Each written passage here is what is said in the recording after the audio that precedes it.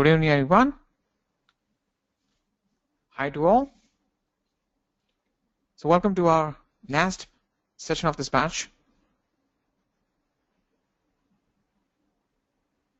So we have Azhar, Kamesh, Karthik, Sai, Siva, Tony, Venkat. I welcome you all.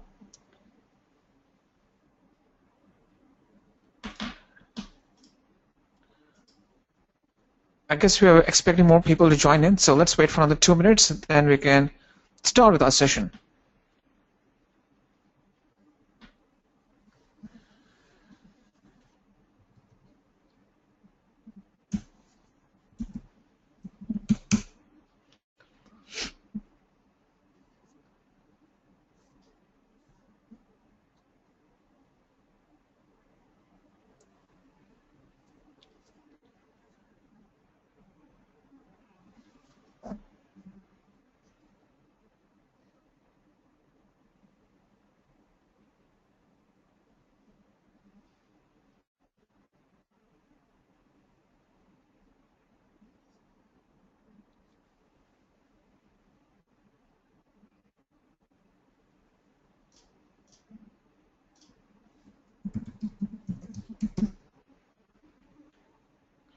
I'm not sure if any one of you have gone through the project document that I submitted to you, or I was given to you yesterday, that 26-page document.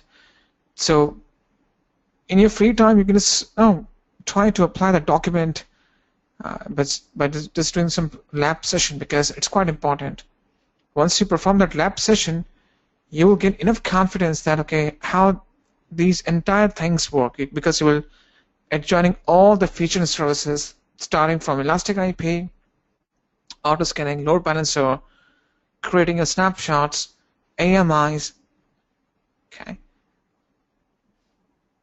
RDS, that document, that lab session also involves the deployment of the databases as well, the RDS. So you can say that it's the essence of each and every topic that we have covered so far. Now the first topic for this session is CloudTrail. CloudTrail is an extremely important service. The reason being, it helps you to track the API activity or the API calls that have been made to resources residing in your AWS cloud. Discuss that. AWS CloudTrail. CloudTrail provides a log of all requests for AWS services or resources within your account. Okay, so if any kind of request, whether if anyone has logged into your account, because we have discussed the IAM. In the IAM, we have discussed that there are so many sub-accounts that you can create, and these sub-accounts can very well log in, and they can perform any kind of operations. They can launch instances, remove instances. They can perform any operations depending upon what kind of policies you have attached for each user. So if you want to track that what kind of activities have been happening in the recent past, the CloudTrail can give you the entire overview in the form of logs. It captures the information of every API call to every AWS resource you use. Even if you log into the AWS Management Console, you're somehow making an API call, because your credentials are being accepted against the database that's being managed at the back end. So each and every activity, ranging from logging into accounts and any kind of thing that you perform within the AWS architecture, each and everything gets captured. The logs are delivered to a specified S3 bucket. Now the log files can be huge. They can range from megabytes to gigabytes, depending upon that how large your infrastructure is. If you have hundreds or thousands of instances running across the entire globe, you may expect around 3 to 4 or 5 GB of files to be accumulated or be generated by the CloudTrail. Now, these many log files need some space to get stored or get accumulated. Therefore, you will use the S3 bucket as your preferred option to store, to accumulate all these log files. Optionally, you can choose to create an SNS topic to receive a notification every time a new log file is delivered. So if now the log files get delivered after each 5 minutes. So it's up to you whether you want to be flooded with so many emails. Otherwise, this is an optional thing. You can we have discussed the SNS yesterday, so you can receive the notification just in case the log file gets delivered to the S3 bucket. So after each 5 minutes, it will shoot an email to your inbox. There is no additional charge for CloudTrail. CloudTrail as a service is absolutely free. No charge for that. But yes, if you are using the S3 bucket to store your log files, the standard S3 storage charges would be applied. Okay. Now we're going to do one thing. I just shoot back to the management console and click on CloudTrail under the management tools.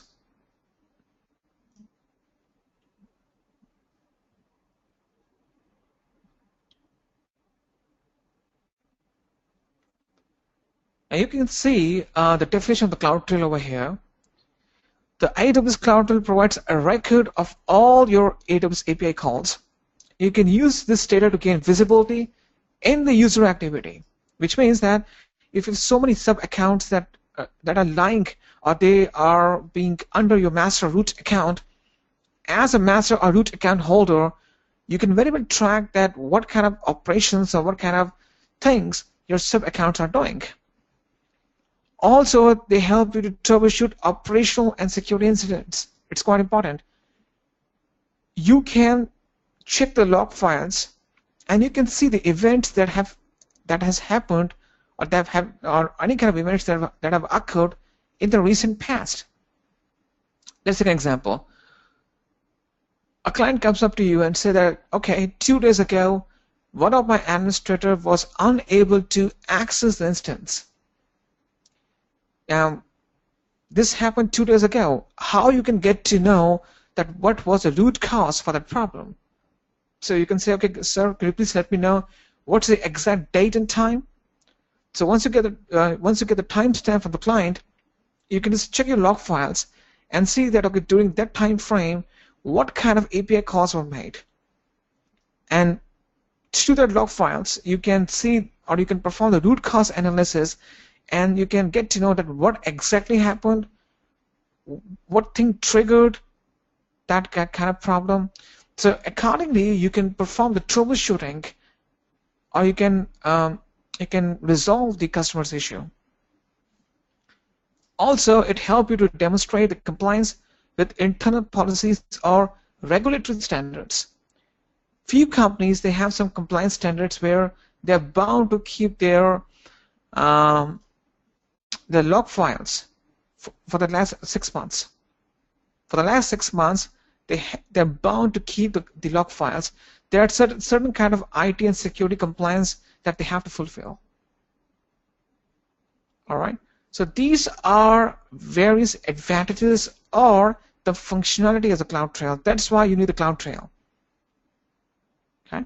It records each and every API call that's been made to your AWS cloud.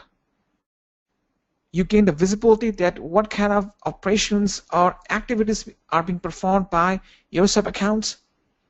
You can gain the visibility of the issues that have occurred in the recent past, so that you can just go back and you can perform the root cause analysis, and it can help you to troubleshoot the incidents that have been opened.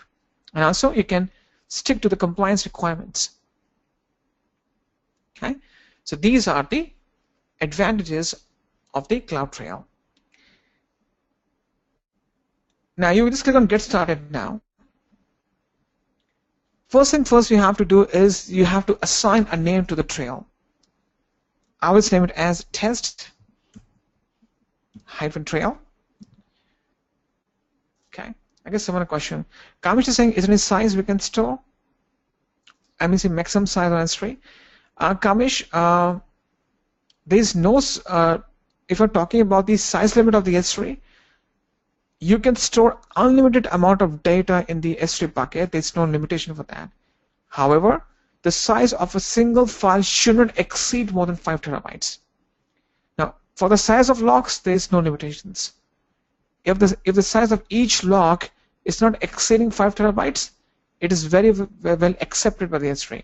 And I don't think so that you will your log files will, each log file would be more than 5 terabytes, because a single log file, it's only few KBs or few MBs.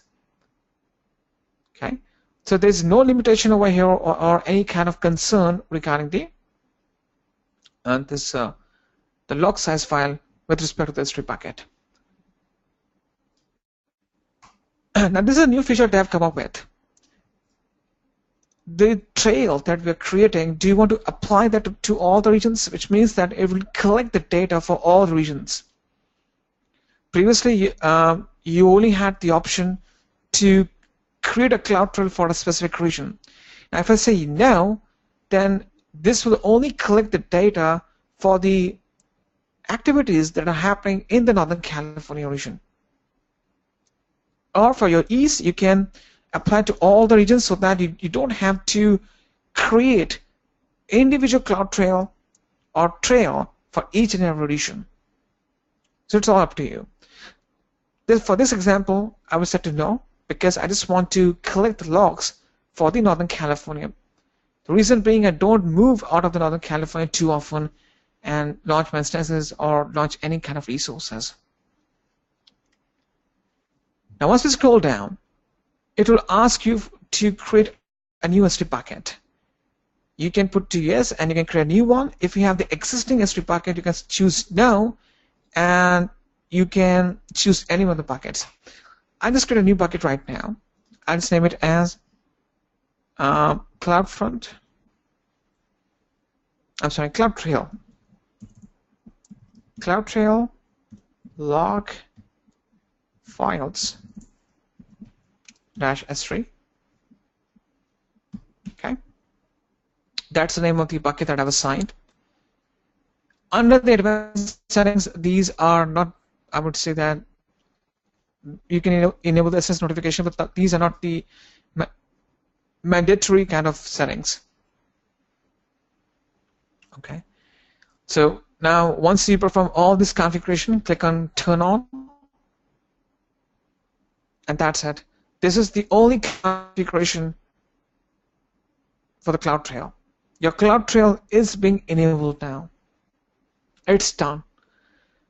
Now, once you go, now the CloudTrail, once it's enabled, it takes around 5 minutes for it to come into effect. After 5 minutes, it will start delivering the logs to your S3 buckets. Okay.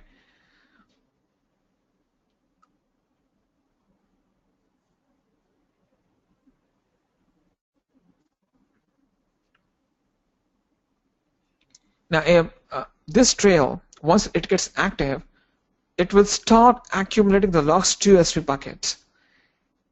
If you want to turn on this feature for some time, on the top you can see over here, it says logging on or off, this one, this thing. You can turn it off so that it will stop delivering the log files for that. In the meantime, you can just put it back on. If you want to delete this trail, then you have to click on this bin icon, this one, where you can see my cursor, this one. Right. Now I just click on the trails, and there are two consoles that you can see. The first thing is that you have to check your S3 bucket. The other thing is that if you just click on this cloud trail or click on API activity history, it will show you the last assignment days of API activity for some supported services. I think it supports almost all the services. So after some time, we may see some kind of events that we have done just now. So on this window, on this space, You can see the past 7 days trails or the log files, and if we just go to the bucket, we may see the log files that they will start getting accumulated. Let's go to the story content delivery, and I open the S3.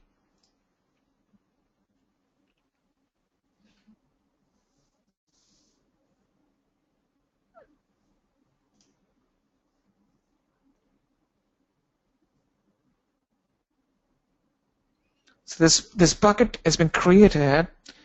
It will take some time for the logs to show up. You can see the folder has been created. It's empty right now. So we can see after some time, because it will take some time, its own sweet time to deliver the log files. After some time, you can see that how these log files look like. All right. Any questions, any doubts regarding this configuration?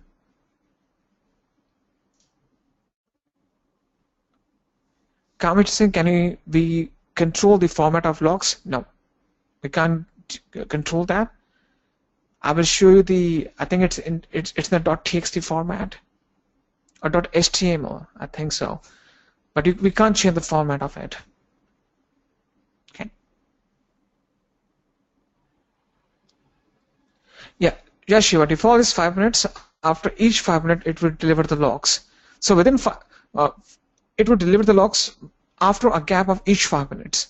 So in the past 5 minutes, if anything has occurred, it will capture the logs and it will store that in the S3 bucket. Default is 5 minutes. Sure, can we do a detailed 1 minute like CloudWatch? I don't think so. It's not feasible over here. If you see the entire configuration, there is no option to increase the intensity of the delivering of the logs. It's not applicable over here. Okay. Of course, Kamish, I'm just waiting for this Cloudflare to become active. I will surely show you the log files. In the meantime, we can just start discussing other service, and we can just get back and see that how exactly these log files look like. All right.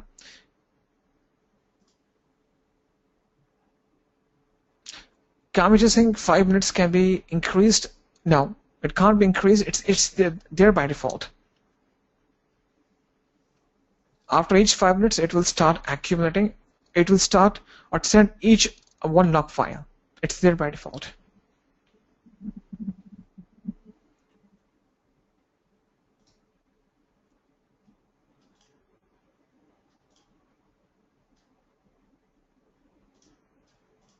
Okay, it's taking its own time. We can start discussing other topic. Kamish, your question is user, they don't have any control, you mean? See, yeah, we don't have any control as of now, whether we can increase or decrease that after how much time we want the log files to be delivered. Okay, we can't control that. But there are other things to control. The reason being that the log files are not being looked into in the real-time scenario. I would say that, for example, CloudWatch. CloudWatch, it monitors your instances while it's up and running. Log files show you the events that have happened in the past. So it doesn't impact or it doesn't. I would say that would impact anything or affect any kind of day-to-day operations if they're delivered after 5 minutes or 10 minutes or 1 minute. Okay, because you will really look into the log files unless you have to perform the troubleshooting. So it really doesn't matter whether the log files get delivered after 5 minutes or 10 minutes. Okay. So in a nutshell, we don't have any control that we can manipulate this kind of time and value. Ramakrishna, the question is, with log files, can we use it as a backup?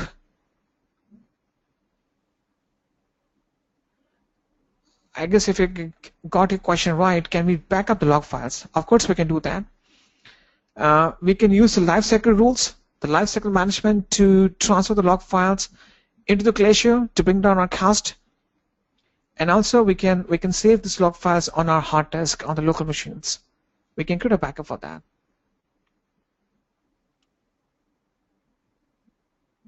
Shiva, your question is, what's the difference between Trail and CloudWatch? Shiva, we're going to discuss the CloudWatch just after that. The difference is the CloudWatch, it monitors the performance of your resources real time. Okay, it will gather the CPU utilization, disk read operations, disk write operations, HTTP requests, HTTPS request, network in, network out, how many packets have come in, how many packets have been out, how many IO operations are being encountered right now. So it's a real-time graphical overview that you get, right? That's called the CloudWatch. CloudTrail means that you can go in the past. It's a time machine. No, you can go in the past and you can see that what kind of events occurred in the past.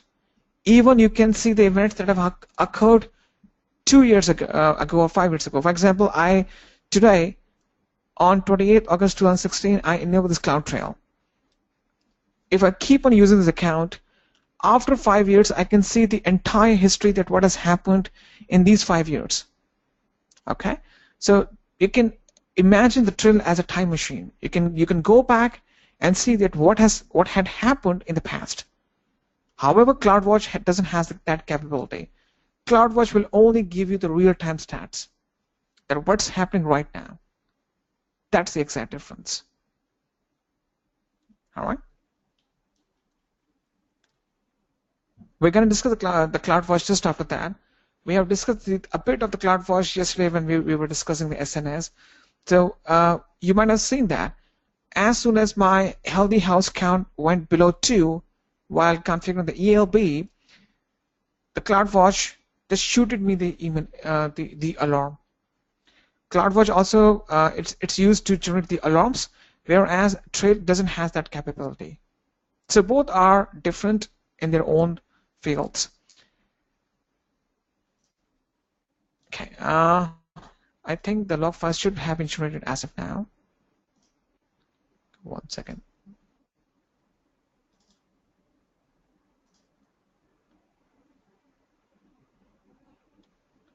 Why the generated cloud list? Okay, I think we can see the log files.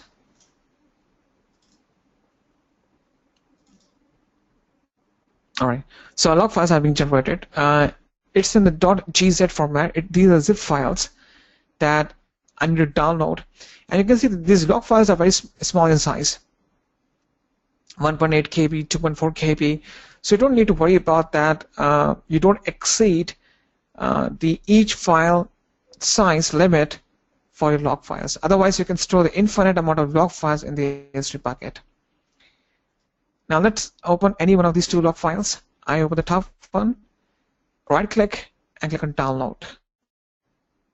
I click on this download again, and this will open the log file. This is how the log files look like.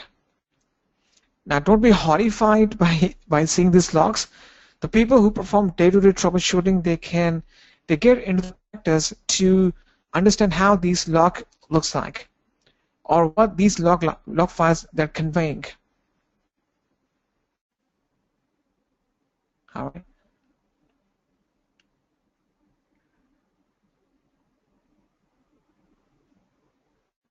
So this is how the log files they show up.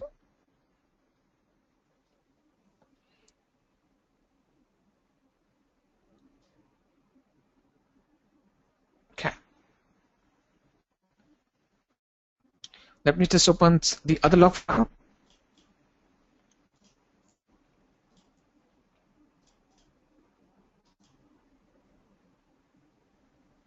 Kamesh is saying it is not the application logs. No, Kamesh, it is not the application logs.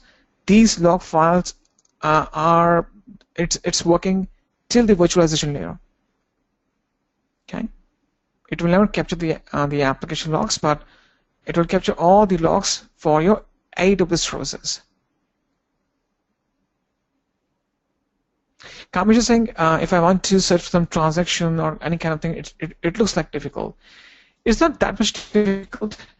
First thing first, you have to see the timestamp.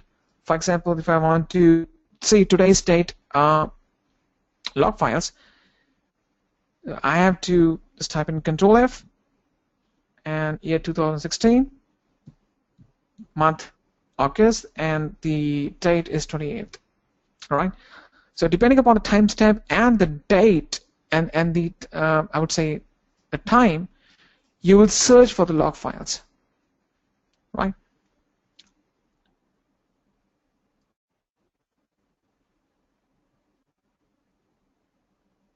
For example, if you see this one, it shows me the event that I created, or I created a CloudTrail over here, and this is my source IP, my desktop's IP.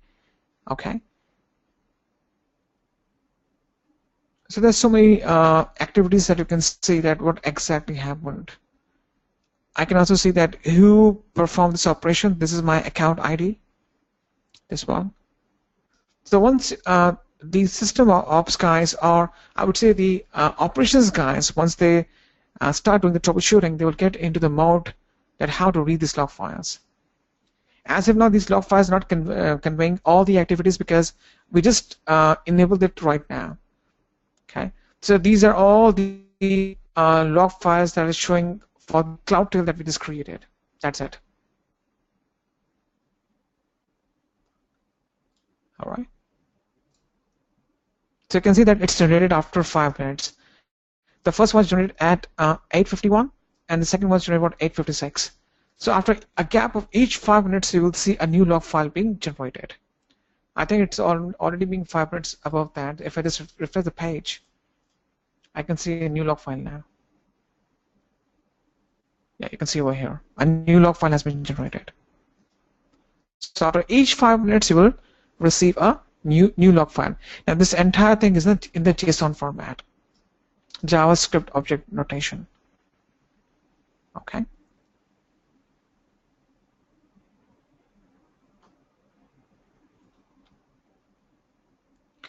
And one more thing I want to show you over here. Once you go to the trail and go to API activity history, I think it will start showing you the last 7 days API activity. For example, just right now at 8:47 p.m. I created this bucket. This is a source IP, which means that it was an internal operation, and you can see over here, put bucket policy. Put bucket policy means that the log files were saved or put into the bucket. It was an internal operation. Create trail. So I just created this trail, and you can see the source IP address that initiated this trail, and the username was root. That's my account ID, my account. Start logging. You can see over here.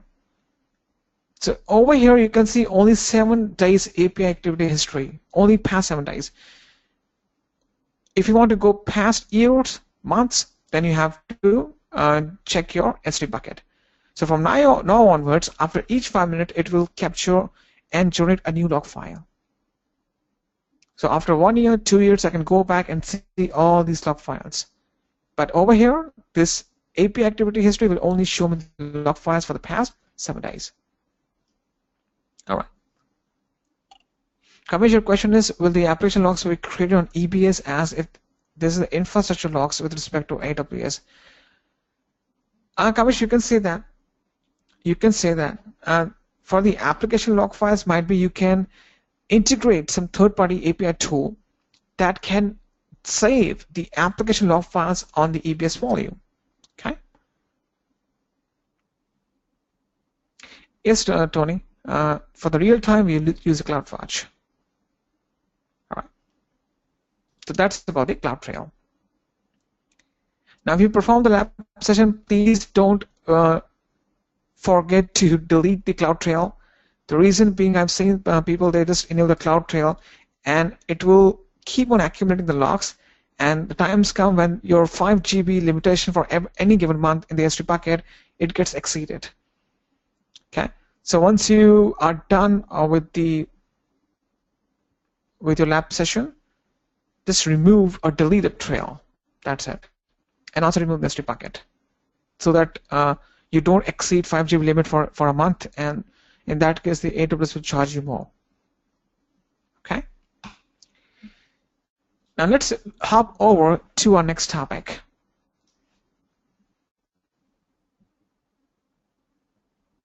That is the CloudWatch. We have seen, I would say, the essence or the foundation of the CloudWatch while we were performing the auto-scaling configuration. And yesterday we have seen this ELB healthy host count. It's still over here. CloudWatch is a default monitoring tool that monitors the performance of your instances, database instances, EBS volumes, and so on. Apart from that, it is responsible to generate the alarms depending upon the thresholds that you have defined. So you define certain thresholds, and based upon that, it is responsible to create or shoot up the alarms to you. On the left side, I went to metrics. I go to metrics right now, and these are different metrics. What are the metrics? Metrics means that these are the scale or the attributes based upon which the performance of your different resources are being gauged. For the resources, or almost all the resources, you have different CloudWatch metrics listed. Yesterday we have seen the ELB metrics. We went with the per LB metrics, where we enable the CloudWatch alarm to send the notification to the SNS topic for the healthy host count. Now we can do one thing. It's quite simple. For example, I just go with the EC2 metrics. I go by per instance metrics. Now we have seen this operation in the auto scaling. In the per instance metrics, I can choose any one of the instances running at the back end. And for example, I choose this metric, CPU utilization. If this instance was running, I could have seen the real-time graph for this instance and that what's the CPU utilization right now. But this instance is not running at the back end as of now. So once I choose this instance and I choose the metric name, I can exactly see the real-time data of that instance and based upon the metric that I've chosen. Now at the right corner, you can see over here it says create alarm. So I click on create alarm right now, and you have seen this window yesterday. Yesterday we have used this window for the load balancer. Now this is for the instance. So I can assign a name to this alarm. For example, high CPU utilization. I copy and paste the same name in the description. I can say if my CPU utilization is greater than or equal to 80%, and this is just for this instance. In that case, and this happens for one consecutive period. One consecutive period can be of 5 minutes, 1 minute, 15 minutes, 1 hour, 6 hours, 1 day. Okay. In that case, the state should be alarm. If the state is alarm, then send a notification to. You can choose any one of the SNS topic, or you can click on enter list and you can just type in your email address.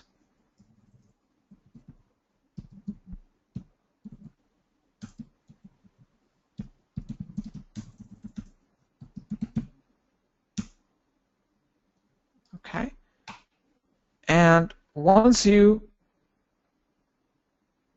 okay, give me 1 second.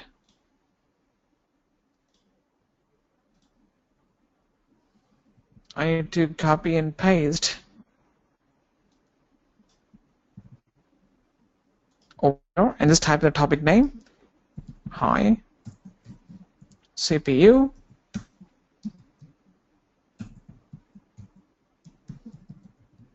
utilization. So that's the name of the essence topic that is created. And once the state is alarm, I will get the notification. Now, apart from getting the notification, it doesn't mean that the CloudWatch responsibility is over. We have seen the power of the CloudWatch that can help to trigger alarms, and based upon the alarms, you can initiate the scale out or scale in event. Scale out means that it increases the number of instances. Scale in means that it decreases the number of instances based upon the CloudWatch alarms that are being generated at the back end. Similarly, over here, you can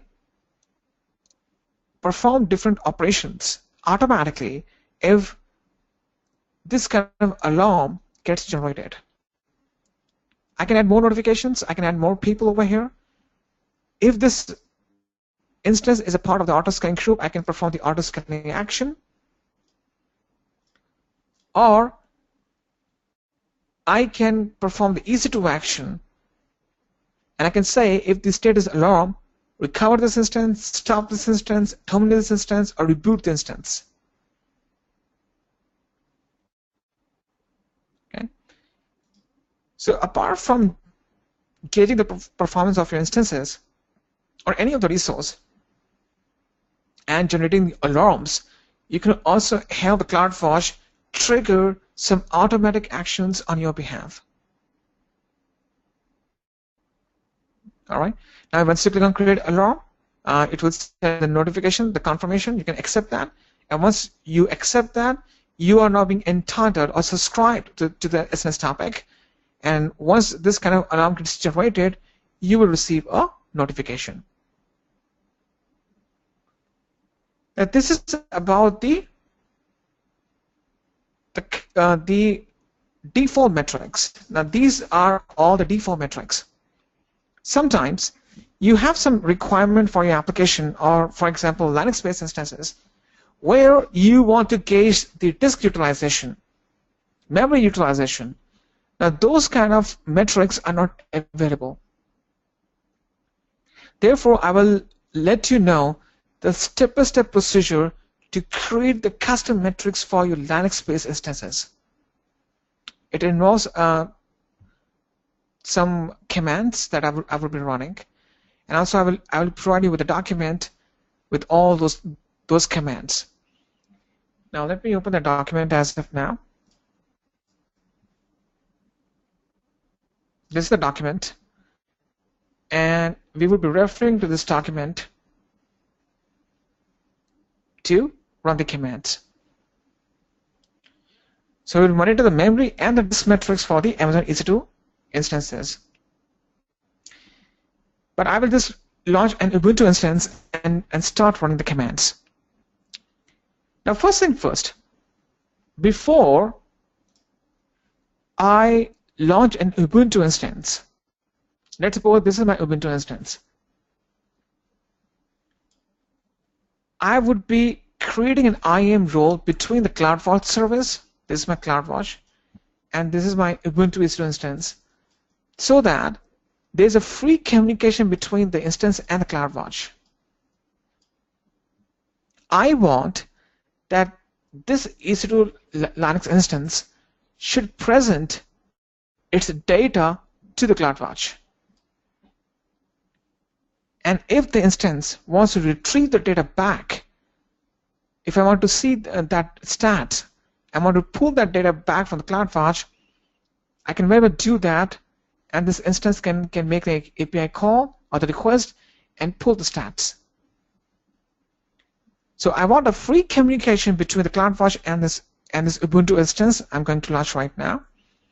For this, I have to create something called IAM role. Now we have discussed the power of role.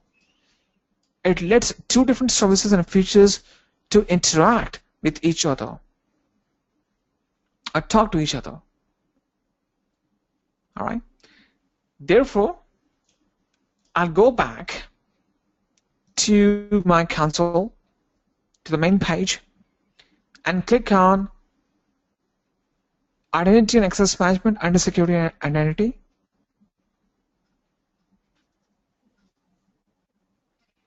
Now, once I go over there, I click on Roles on the left side, click on Create New Role, and let's type in as CW or CloudWatch, something like that.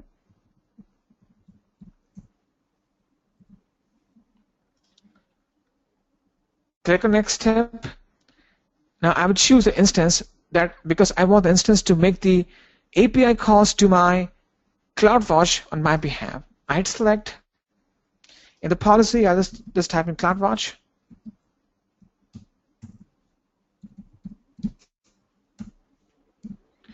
And I will give the CloudWatch full access just for this example. Otherwise, you can also give the read-only access, but I will give the full access just for this example. Hit Next Step. Once this policy gets being applied, I click on Create Role. So my role, this CloudWatch role, is being created. All right. Now I'm gonna launch an instance from scratch while applying this role. I go to EC2.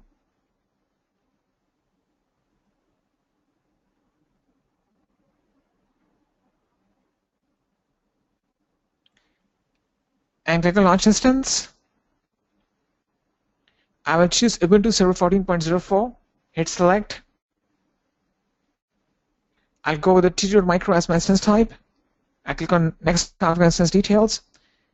Now, I'm not change any setting except I would choose the IAM role as CloudWatch.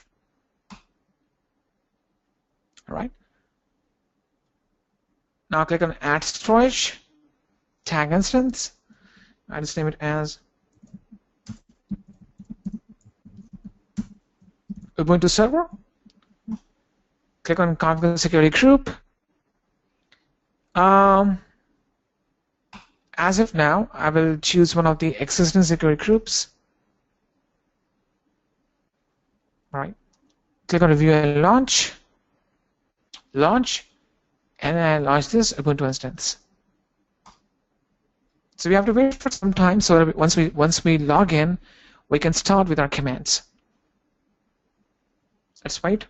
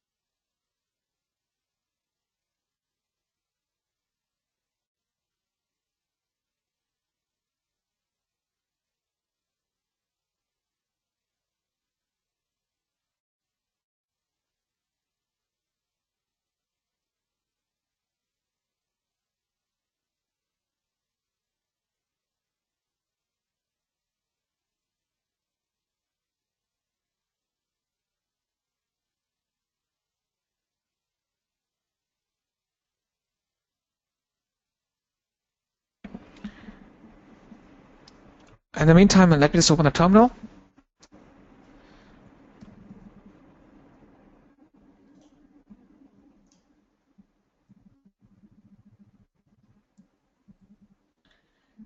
And let's go to the space where this key file has been saved.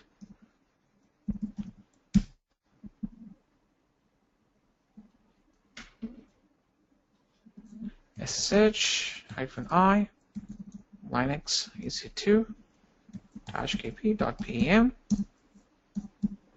Ubuntu. So I'm just trying to log in right now to the Ubuntu instance. I just copy and paste the public IP.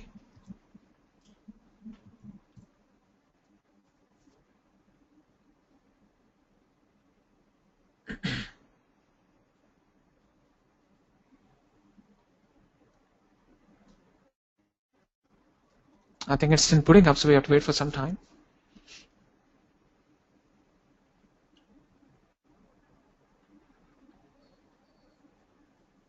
One more thing, I need to add the security groups because the IP address of my PC might have changed. So I need to change the inbound rules as of now. Okay. Just for the example, I will just allow SSH from anywhere. Okay.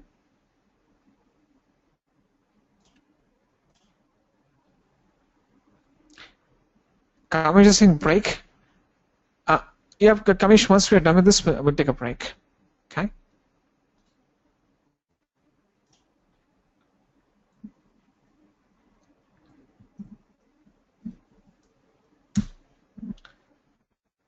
All right, so we are logged into our Ubuntu instance.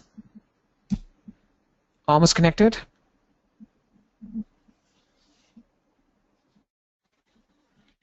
All right, so we are connected now. It's time for us to run the scripts and the commands to enable the custom metrics for this Linux-based instance. First thing first, I will install the updates on this Ubuntu instance by running the command sudo apt-get update.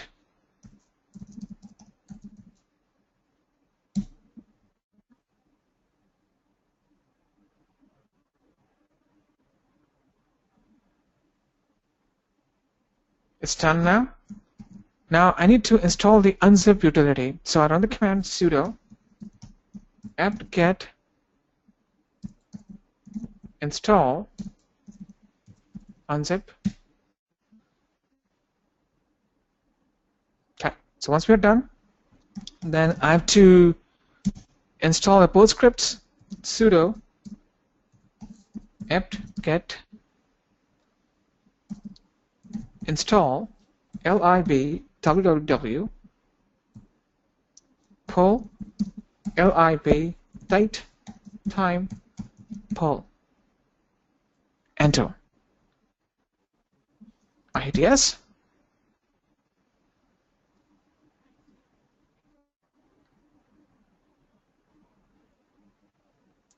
Okay, so we have installed the necessary updates and scripts. Now it's time for me to download a zip folder. Okay, so I open the document and I will download this zip file from this location. So let me just copy this one.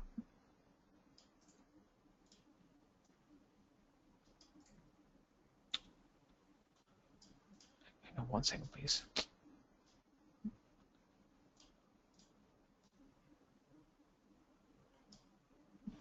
Okay, go back, this type run the kill command, just paste this link and hit enter. So it has downloaded my zip file. Now I need to unzip the same file. Just type in unzip and just go back and copy and paste the zip folder, this one.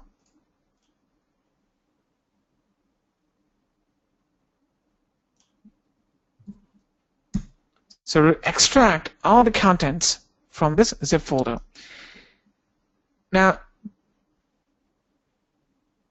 once we extract the contents, let me just perform the lsla. So my contents have been extracted. I can remove the zip folder because I don't need it as of now.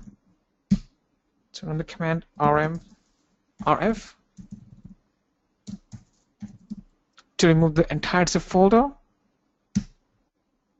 Okay. Let me just perform the lsla. It's gone.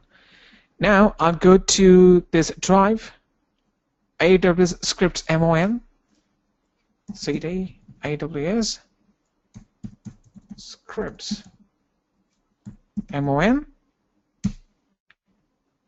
and I just perform the lsla to search what kind of contents I have in this directory. Now these are the two scripts that I will be using to perform a configuration. This script mon put instance data.pl, this will help my instance, this Linux instance, to put or to provide the data to the CloudWatch. Whereas the top script, mon get instance stats.pl, I will use that, I will run the script to extract the content, the data from the CloudWatch, which will present the real-time stats on this Linux instance. All right. So now, the first command that I will be running would gauge the memory utilization, memory availability, and memory used for this Linux instance. So this is a put instance script. So I'm initiating this command so that this Linux instance can present this data to the CloudWatch. So the command goes as mon put instance data.pl space -- memory utilization, memory used, and memory availability.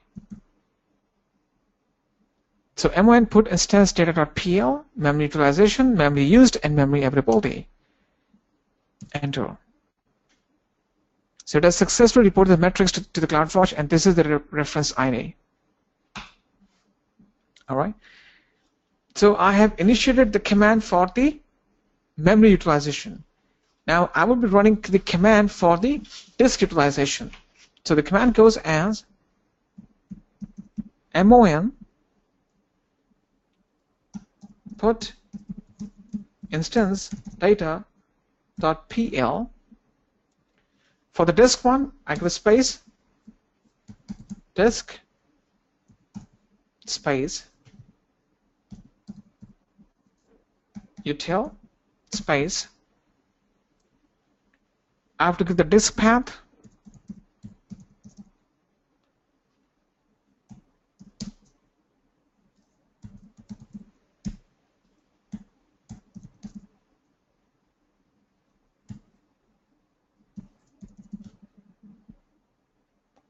Okay, so mon put instance data.pl, and I want to give the disk space and utilization, and I will be typing the disk path,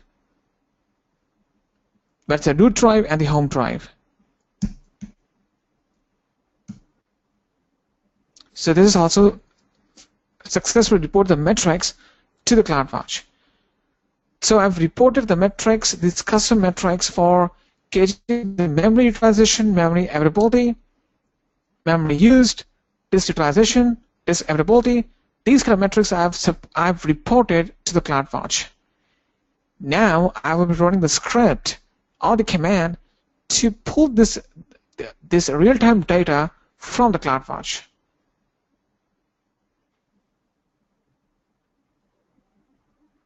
Manjula is saying, can we specify quota of disk to use? Yeah, we can do that. Now I will run the following command to get the stats back from the CloudWatch.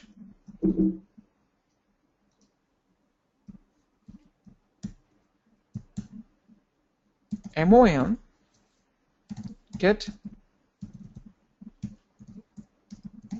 instance data stats stats.pl. Now I have to define the recent hours, which means for how many past hours you want to pull the data. So I just put it recent.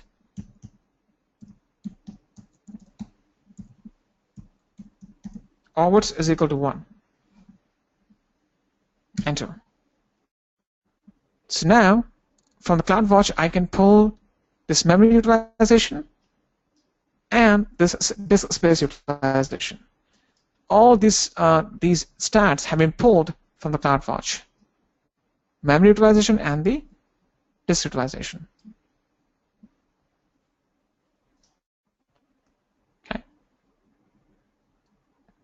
Kamesh is saying, so here manually we are doing whenever we need to report or get. Yes, you can say that. So it's a manual process. One more thing you can do is that you can initiate a cron job so that you can also see the graphical format of the disk utilization or the memory utilization on the CloudWatch. That thing you can also do. Okay.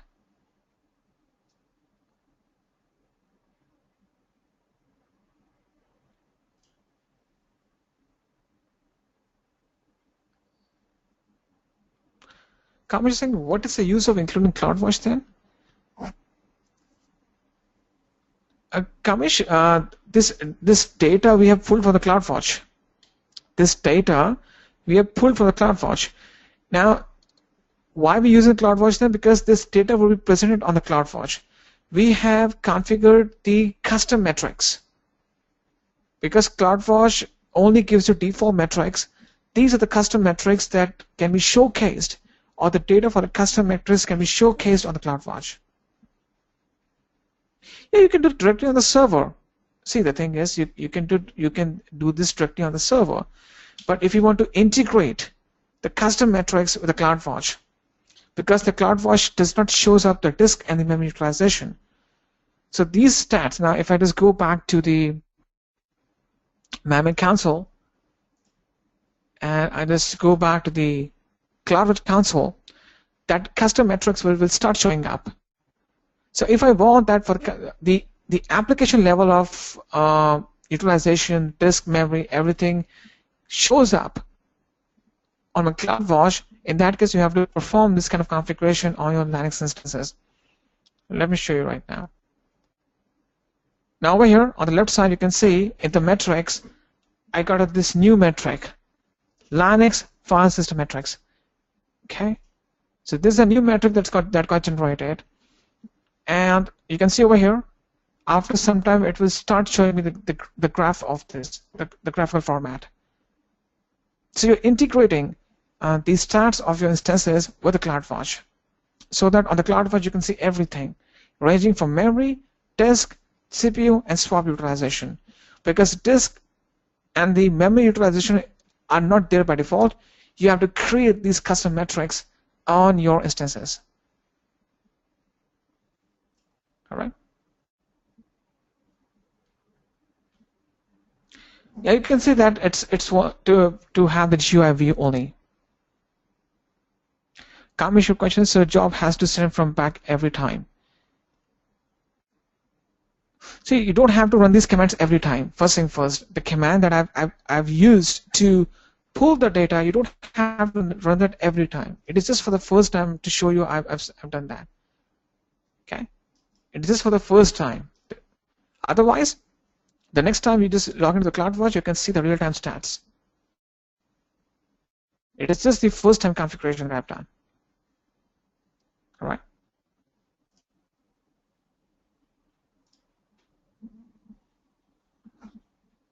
Yeah, cron job. The cron job will send that. I have to initiate the cron job so that it will send that data back to the CloudWatch so that it can be displayed over there. Okay.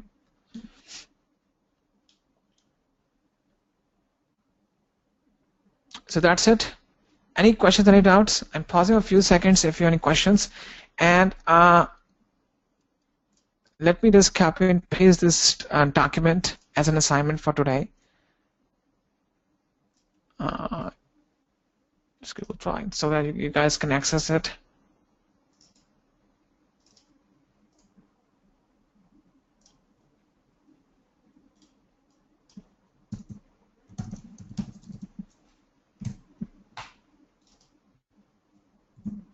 Okay.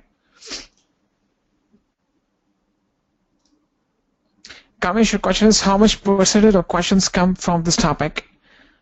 Kamesh, I would say if you're going with the AWS Architect certification codes, very few questions will come from the CloudWatch. Around 2 or 3, that's it.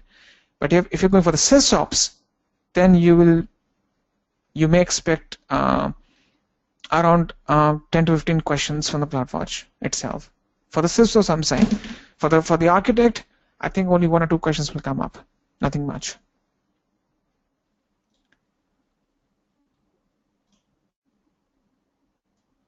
All right. Just give me a second over here.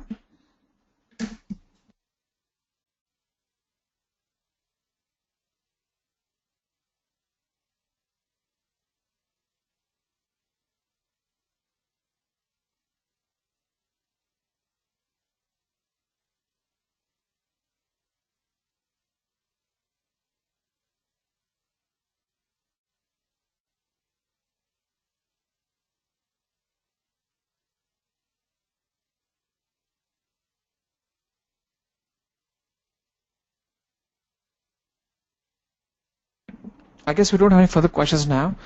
So let's take a break for 15 minutes. You guys can refresh yourself. Once we come back, we're going to discuss 3 important topics: cloud formation, ops work, and the elastic beanstalk. All right. So let's take a break of 15 minutes, and then after that, we'll just continue with our conversation. All right. Thank you.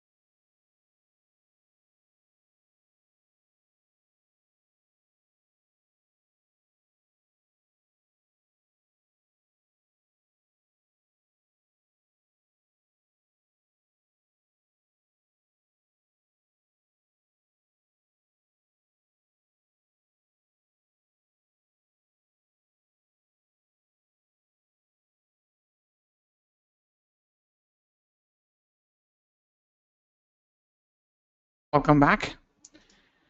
I guess all people are back now.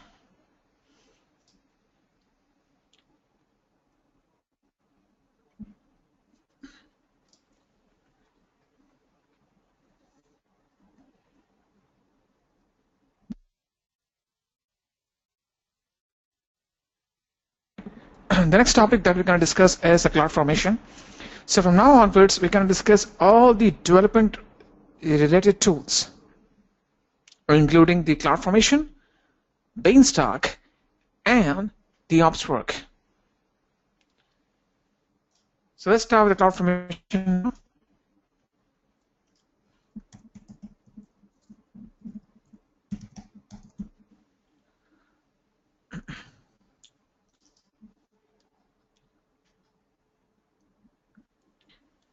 AWS Cloud Formation. The cloud formation gives the developers and the system administrators an easy way to create and manage a collection of related AWS resources, provisioning and updating them in an orderly and predictable fashion. You can use the AWS Cloud Formation's simple templates or create your own templates to describe the AWS resources and any associated dependencies or runtime parameters required to run your application. Now you can deploy and update a template and its associated collection of resources called stack by using the management console, CLI, or APIs. Now what happens is that in the cloud formation we have a kind of a document called a template. Now this template is in the JSON format, that stands for JavaScript Object Notation, and you have the stack of resources that's been described in this template. We call it a stack of resources. For example, the first stack specifies your instance type. Second stack specifies your AMI. Third stack specifies the security group configuration. Fourth stack the key pair. Fifth stack the EBS volume. So the collection of stack resources are being described on a template which is in the JSON format that stands for JavaScript Object Notation. You can also call it as CAAS, Code as a Service. So using the JSON code, you can develop, deploy, manage, and configure your entire infrastructure.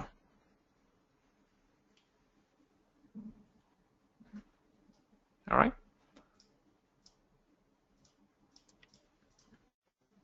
It is available at no additional charge, and you pay only for the AWS resources needed to run your application. So there is no charge for the cloud formation as a service. However, if you want to get to know that what's the billing model, in that case, any resource that you deploy through the cloud formation is being billable. For example, through the cloud formation stack, a template, you created or launched some instances. You'll not be charged for the cloud formation service, but you'll be charged for the instances that you've launched, depending upon whether you have gone for the hourly billing, reserve pricing, and so on. Now let's shoot back to the management console and click on Cloud Formation. It says Create and Manage Resources with Templates. So you go back. One thing I will show you right now. If you just go to AWS Cloud Formation, Simple Templates. You can get some kind of separate templates from the Amazon site. I'm just copying and pasting this link for you.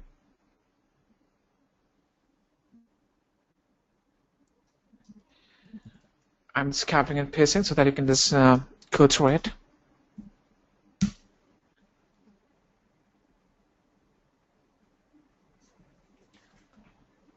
We have a question right now. Kamesh, your question is, so industry practices using cloud formation or using console which is easy way to do. Kavish will also use the console if you want to use the CloudFormation. Okay. Now the easy way to do is it's always a CloudFormation. The reason being because you have the separate template, and through that you can develop and deploy the entire infrastructure in one single shot. All right. Easy way is CloudFormation. Now there's no any kind of industry best practice or industry practices being involved over here. All depends upon your day-to-day scenario. Now let me show you the templates, how they work as of now. These are the templates based upon the services that are being available in the AWS, starting from auto-scaling, config, DynamoDB, EC2, Elastic Cache, Beanstalk, IAM, OpsWork, RDS, Route 53, S3. Now, I think this is the new template they come up with. Previously, they didn't have for the S3. SQS, VPC, right. Now, let me show you one of the template, how it looks like. For example, we go with a load-based auto-scaling, and I just go to View on the right side. So this entire template is in the JSON format. This is the entire stack of resources. This is the entire stack of resources, and if you run this stack of resources or template, you can see over here it will create an auto-scaling group with scaling policies that are based on CPU usage in order to stop and stop instances which span across multiple AZs. So this will create a load balancer and the auto-scaling group and launch configuration.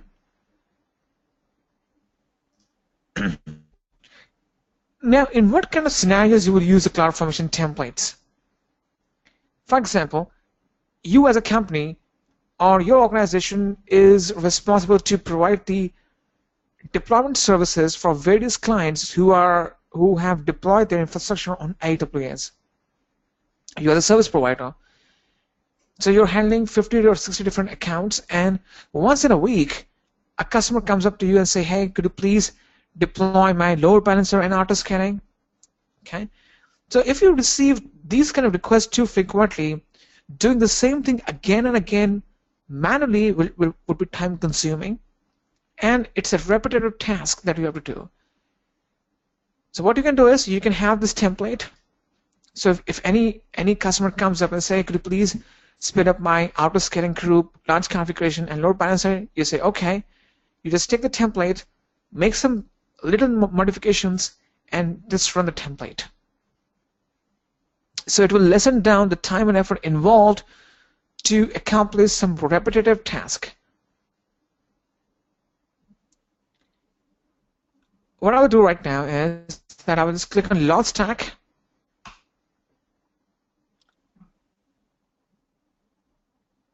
And I have to put some kind of parameters before this stack can be launched. This template is being uploaded from one of the S3 buckets at the back end. If you have your own template, then you can choose it from the bucket or from your desktop. Now click on Next. This is the name of the stack, and now you have to choose the instance type. So these are the parameters that will be merged with the stack or the templates. So I choose instance type, td.micro. Key name, I think my region got changed by mistake.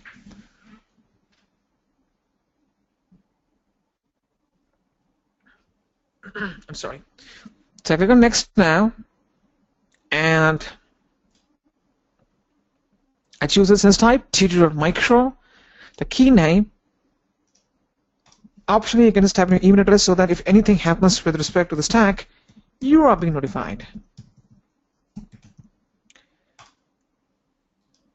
As of now, the SS location would be from anywhere. You can define any IP address range, or you can change it later on. Hit Next. This is just a tagging option. Hit Next. You can review the options as of now and hit Create. So this launches your stack.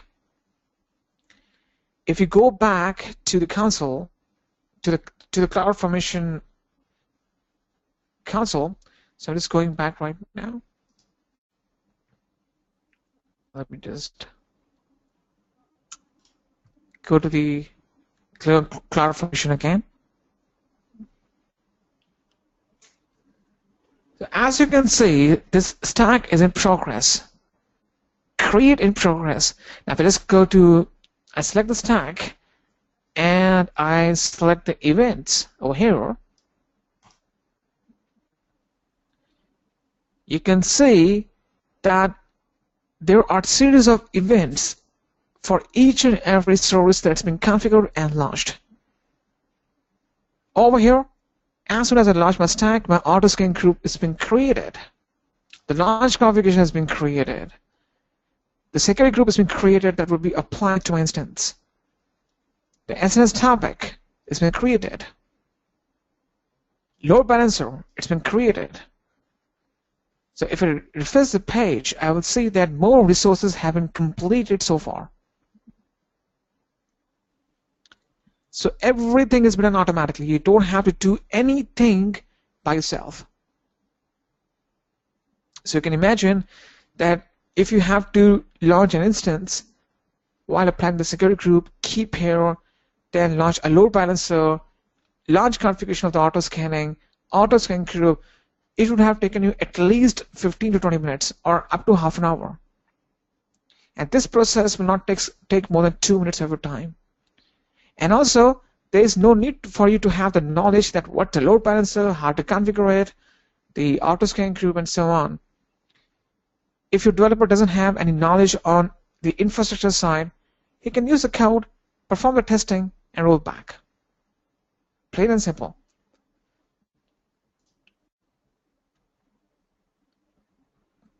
Tony, you're saying, is this template also called a blueprint? You can say that, but normally we call them as templates. Ramakrishna, question is how to create JSON for existing infrastructure. Ramakrishna, for the existing infrastructure, if it's running, we can't extract the JSON of that one. Okay. You have the fresh JSON format to launch the new infrastructure from scratch. It's a code as a service. The command, the JSON command, it will help you to launch different resources. Okay. Now for the existing infrastructure, if they have been launched through the CloudFormation template, then you have to go to the CloudFormation, and from here you can see that what's the template that was used on this page, if they have been launched using the stack. Okay. Now you can see, so over here I can see that if you see Ramakrishna, this is a template I can see for my existing infrastructure. So if CloudFormation has been used to boot up or launch your existing infrastructure, you can just go to the CloudFormation, see the template that has been used before. Okay. Now as you can see, the status is create complete. It's been completed as of now. And in the events, these are all the series of events that showcase me that what kind of things have been done. It even created my CloudWatch alarm. Everything has been done automatically. If I go back and just check my resources,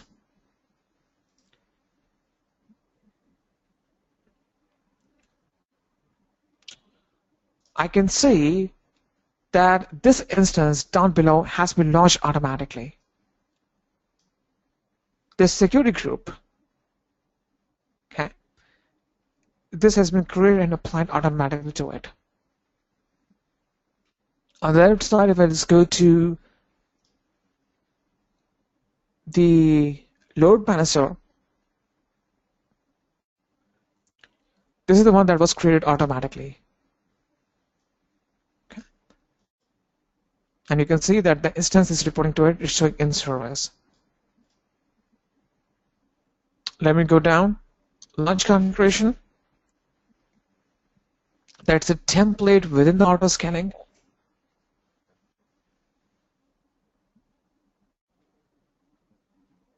You can see the launch configuration, this one, the top one.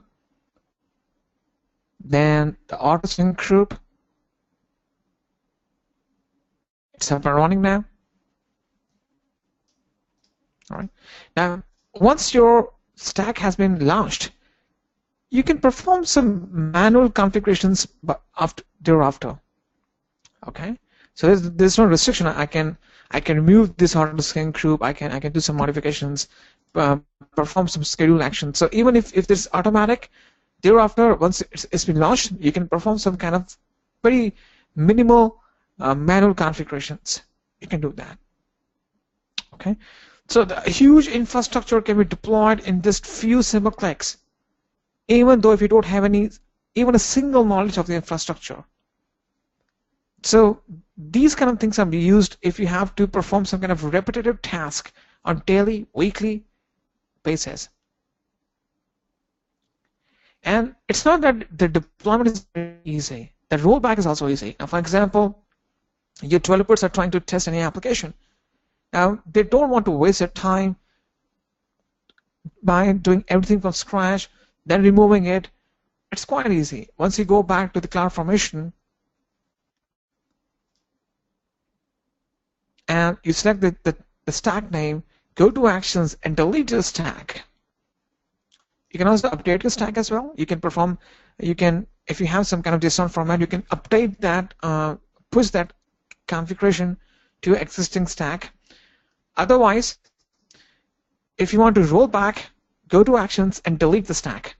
Once you delete the stack, it will delete all resources one by one.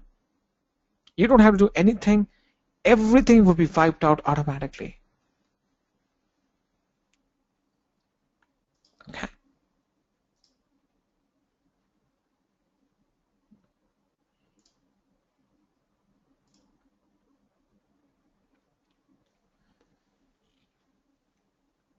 And if you guys have any knowledge of the JavaScript object notation, you can create your own stacks, or you can use the simple stacks that have been given by the AWS. All right. Any questions, any doubts regarding the CloudFormation? CloudFormation uses the JSON code to deploy, change, configure, and manage your entire infrastructure. If I want to roll back, go to Actions, delete. It will delete everything from scratch, one by one. All right.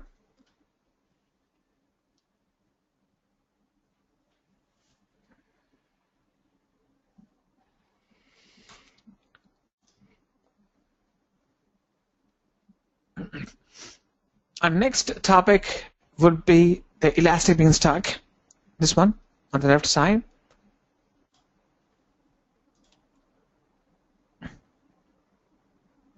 Can we just say, do we have any tool to validate? What to validate? I'm not sure.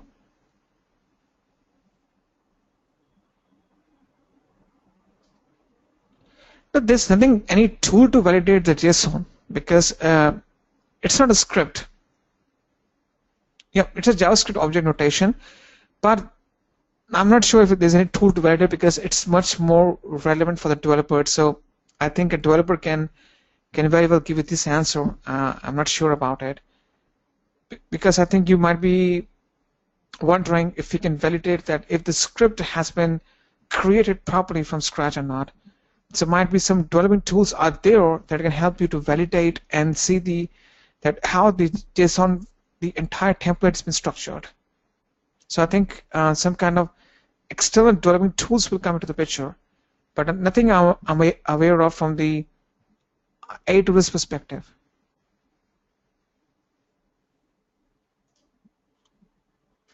All right. Now let's discuss our next topic, Elastic Beanstalk.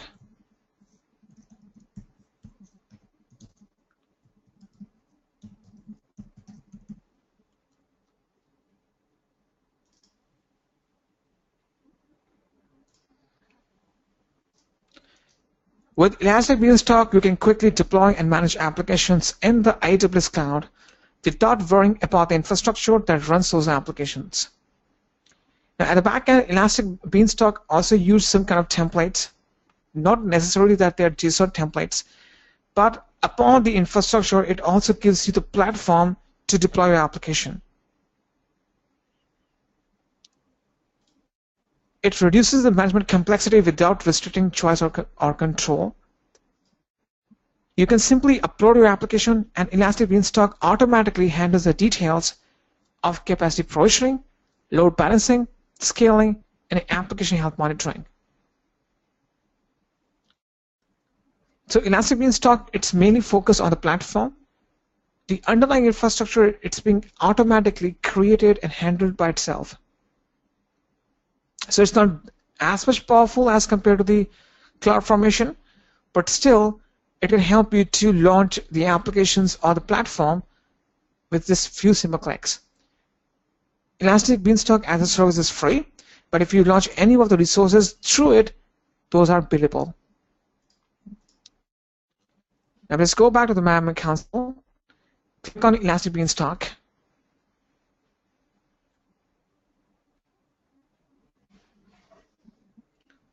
Now, in the Beanstalk, you have to create something called environments or the applications. So at the top right corner, I click on Create New Application. And I have to name this application. For example, Elastic Test App. I copy and paste the same thing over here. And click on Next. Now you'll go to the web server environment, hit Create Web Server. Over here you have to select the platform that you would need to deploy your application upon. Node.js, PHP, Python, Ruby, Tomcat, IIS, Java, Go, Glassfish, Go, Python, Docker, multi-container Docker. So these are the different platforms that will be used to deploy your applications upon. For this example, I go with IIS. Environment type, whether you want to be merged with the load balancer and auto scaling, or you just need to go for the single instance. As of now, let's go with the single instance just for this example. Hit Next. It will upload the sample application from the S3 bucket at the back end. Hit Next. Now, for each application that's been deployed, it will generate a URL. So you click on check availability to see that it's available. If you get the green symbol, it means that you can use that. Hit Next. Optionally, you can add the RDS dev instance, and you can go into the detail level and create an environment inside the VPC. If you don't check mark this option, then by default it will automatically launch your instance in the default VPC in any one of its subnets. So I'll keep these options unchecked, hit Next. Now I need to choose the instance type, which is td.micro. The key pair, I'll just type in my email address. Now you have to choose the root volume type. I will go with the general purpose SSD, and it will be of 10 GB size.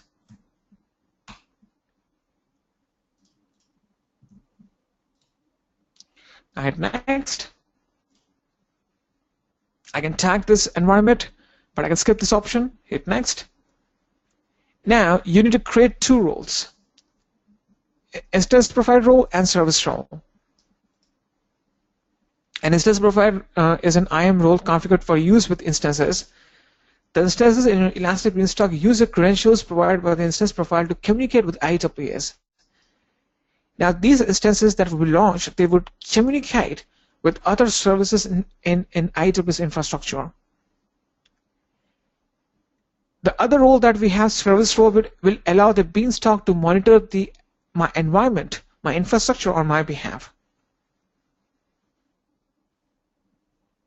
So I will choose create a new role and click on Next. I'm sorry, I think I exited out. Okay, it's creating the IAM role. I'm not sure what's happening. Give me 1 second.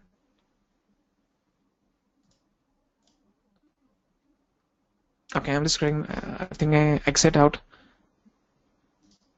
a mistake. I got IAS,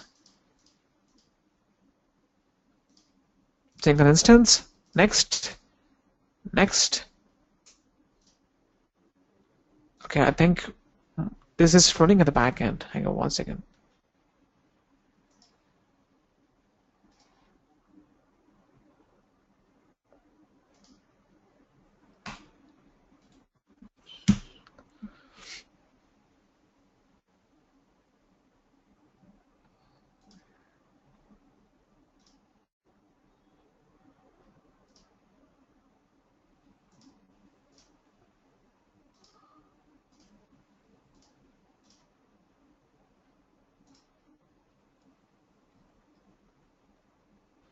Let me create a new environment because I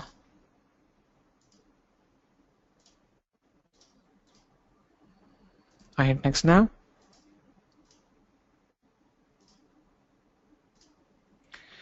Item is number 2 at the end. Hit next, next. Now I choose the keep here.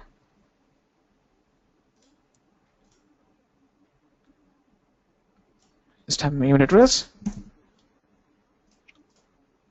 I choose my root volume of 10 GB size, jump over SSD, hit next, next, and click on next to create the roles.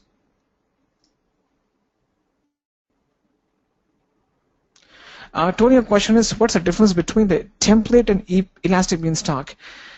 Tony, the difference is the cloud formation that we have seen, in which we use the templates.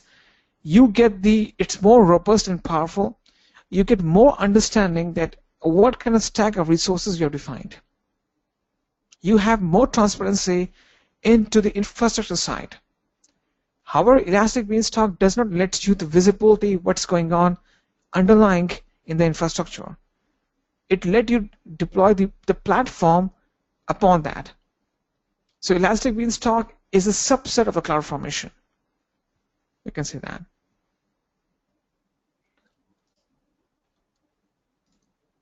Now you can see that I didn't get to know that what's the security group is being applied, what's the, I would say, CloudWatch it has configured by itself, what's the S3 bucket it has created by itself. I didn't get even a single transparency that what's running at the back end. So it's more specific to the platform and less specific to the infrastructure. Now I can review all these options. You can see these 2 rows are created. I hit launch, and they will start creating my environment from scratch. Let's wait for some time.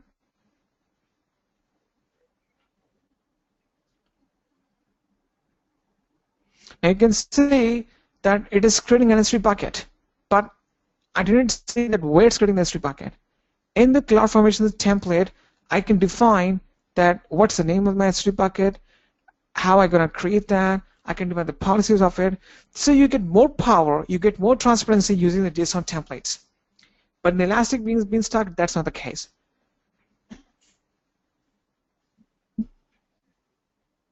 Both let you the automated deployments, but the way they work, it's different.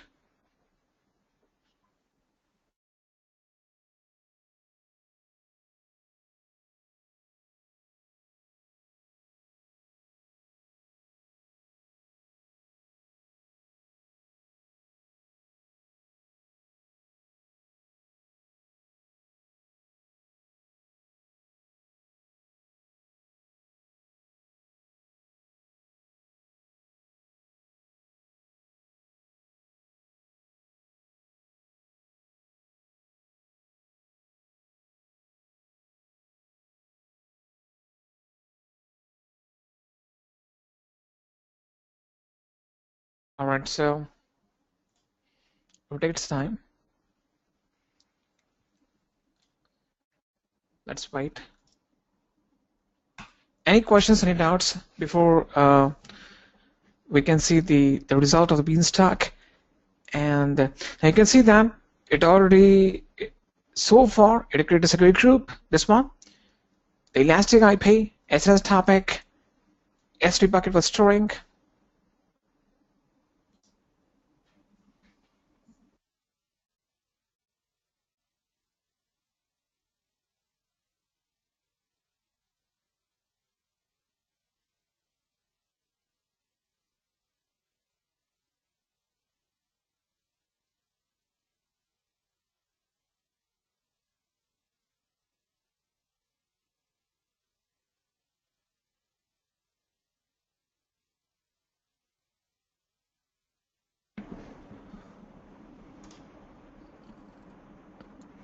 Venkat, your question is wondering, okay, okay, Venkat has a question. We don't get the option to specify a local web app to the Beanstalk. Yeah, Venkat, because it will just launch the platform. That's it. Once the platform is being deployed, upon the platform, you have to launch the application. So, Vijit, your question is taking the Elastic IP only, though it has created a default VPC. It has created the Elastic IP. The reason being to make your this web application or the web server more fault tolerant, because Elastic IP is more static in nature. So that might be the reason. I think you should create that in the default VPC, because I have one more VPC created. So Elastic IP, it is just assigned because from the Amazon Web Services perspective, it's always advisable that your web applications have the Elastic IPs assigned. So this Elastic IP it should be defined in the backend template that's running this entire, or that's deploying this entire infrastructure. Venkat is saying, wondering how to upload my own web app with the Beanstalk. Venkat, you have to use a code, most probably the JSON code that contains the entire, I would say that the entire code with the specifications of all these resources. Right.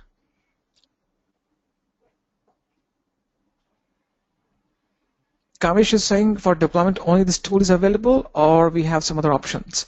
We have OpsWork as well. We're going to discuss that just after that. So guys, just don't go. What I'm saying is that it's good to know that how these things work, but these tools are more relevant for the developers. Why I am trying to showcase you, because you get some questions in the certification. That's the reason. Kamesh, your question is for deployment only this tool is available, so I've answered that. We'll cover the OpsWork after that. Venkat is saying, so there was no option to specify the web app to IIS. No, Venkat. So the default template that I've used, it is just deploying the IIS platform for me. That's it. Okay. The next option that we'll see, we can deploy the entire application in one single shot using the OpsWork that we're going to discuss just after that. It's the advanced version of Beanstalk. Venkat is saying, please show us how to deploy a local app using Beanstalk. Venkat, I don't have the template as of now, but I will show you through the OpsWork. The next topic that I will do, I will show you that how to deploy a complete web application through that. It's much more powerful as compared to the Beanstalk. Okay.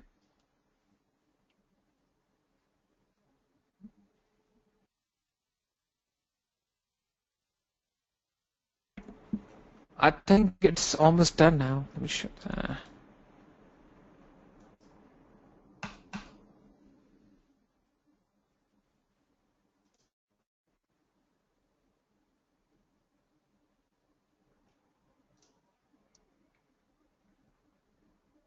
Kamit is saying generally developers use OpsWork, I assume. They use the OpsWork, CloudFormation, Beanstalk, Code Commit, Code Deploy. So these are all the tools that they use. Because JSON, normally the infrastructure guy will not have any knowledge on the JSON. So even this tool, whether it's the Beanstalk or the CloudFormation, also comes under the development category.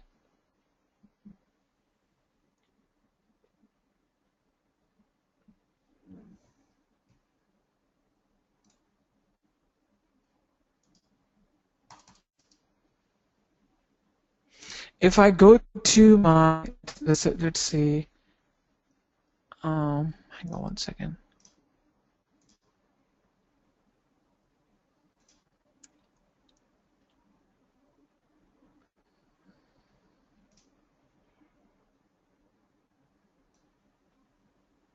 Okay. It's taking more time than it should do. It should take.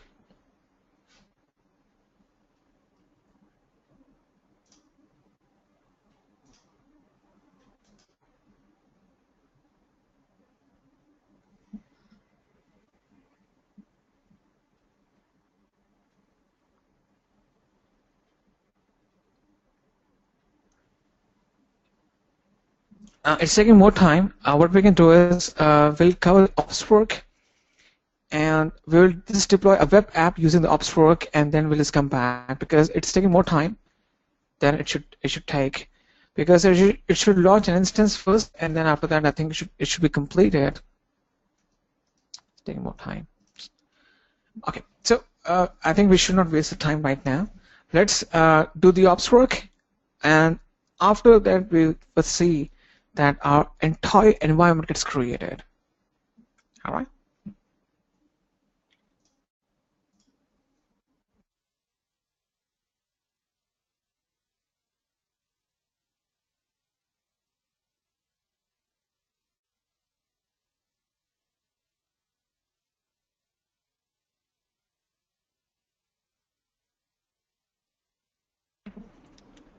AWS Ops Works. AWS Ops Work is a configuration management service that helps you to configure and operate applications of all shapes and sizes using Chef. In the Ops Work, we make use of Chef recipes of Chef cookbooks to deploy, manage, configure, and change our entire infrastructure and the application. You can define the application's architecture and the specification of each component, including package installation, software configuration, and resources such as storage. It includes automation to scale your application based on time, or load, and dynamic configuration to orchestrate the changes as your environment scales. It lets you model and visualize your application with layers that define how to configure a set of resources that are managed together. Now, in the entire Oswork stack, we define the layers, which is a blueprint of instances that will launch within these layers. It supports the DevOps principles such as continuous integration. Everything in your environment can be automated. Okay, so this follows the DevOps principle to deploy your entire infrastructure. It make uses of Chef recipes or Chef cookbooks. So let me just go back to the Mammoth console. Just give me a second.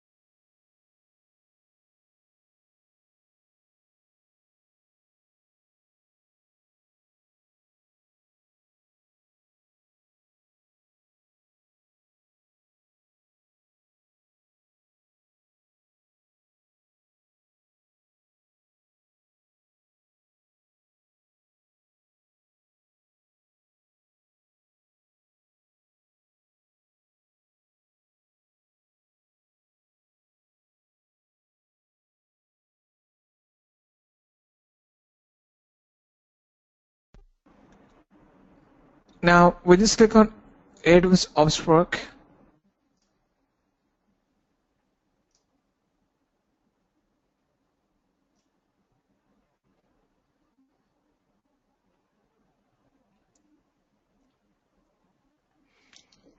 Now the first step to configure the ops work is to create a stack. You can see over here, add your first stack. What is a stack? A stack is a collection of resources that help you to build and run your application. So I click on add your first stack.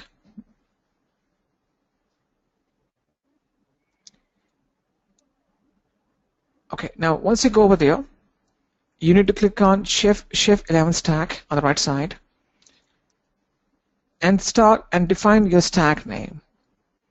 So this Shift 11 stack is a stack Chef version that I will be using by default.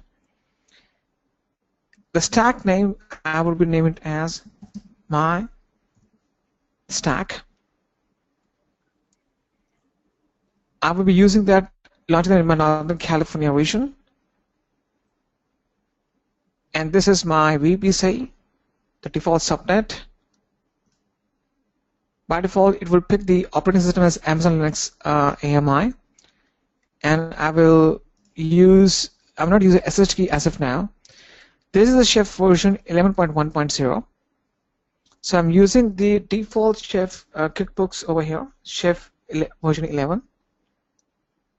So once I define my stack, the region, VPC, the subnets, and the operating system, it's time for me to click on Add Stack. Once we add the stack, I have to define the layouts within the stack.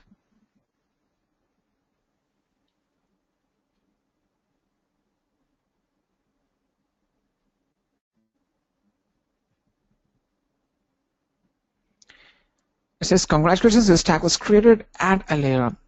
What's a layer? It's a blueprint of a set of instances. It specifies the instance's resources, installed packages, profiles, and security group. So each layer contains a set of instances with certain configuration. So click on Add Layer over here.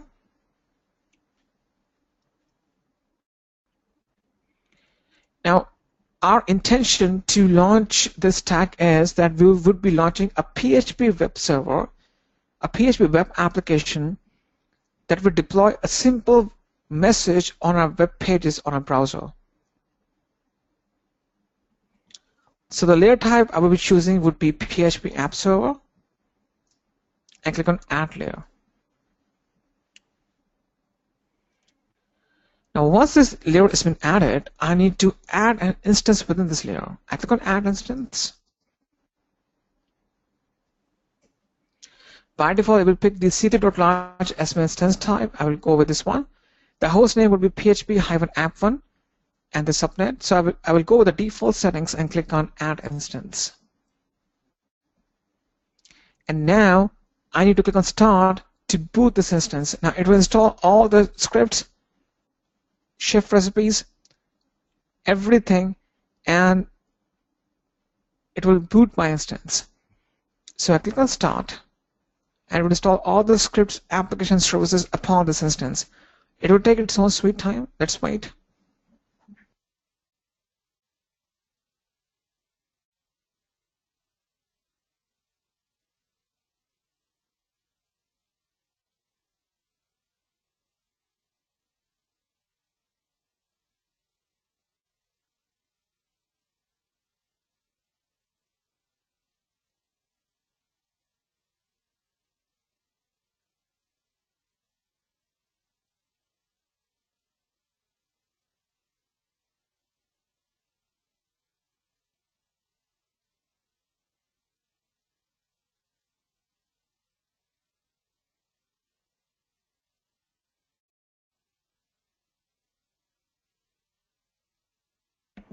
I'm not sure. My account is showing as blocked. Give me 1 second, please.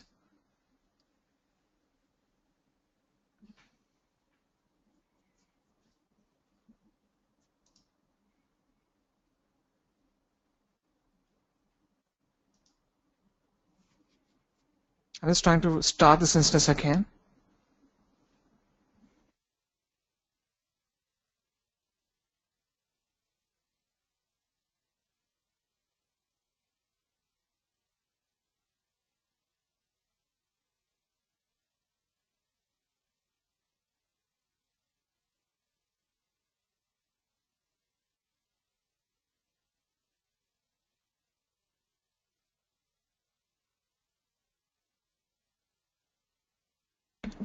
Just give me a second over here. I'm just unsharing the screen. I need to see why my account is showing blocked as of now. Give me 1 second. So it is, I'm not using a free tier account.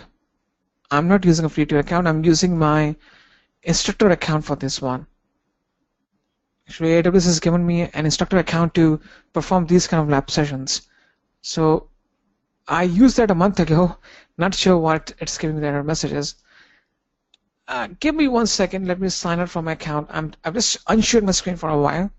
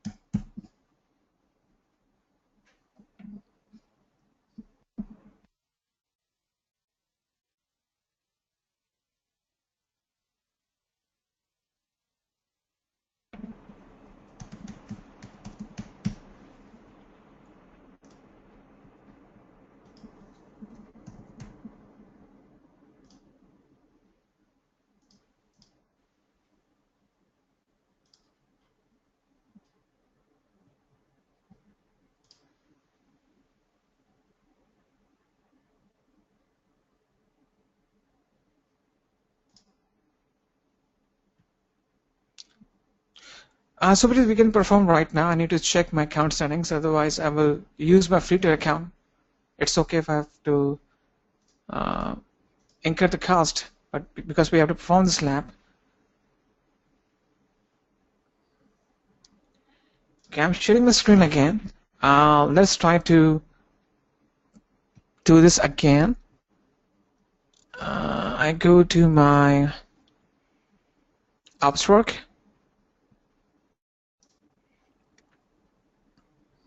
I'm not sure what's happening. Let me delete this tag.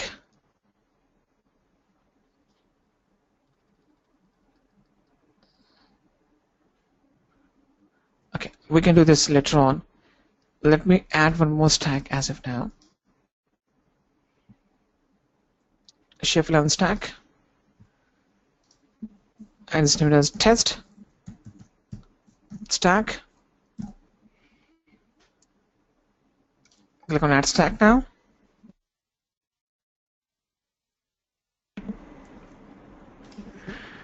I click on add a layer.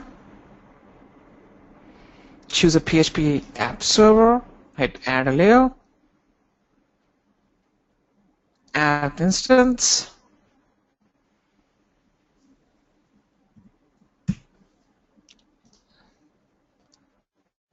Let me start it right now and see what happens. Keeping my fingers crossed.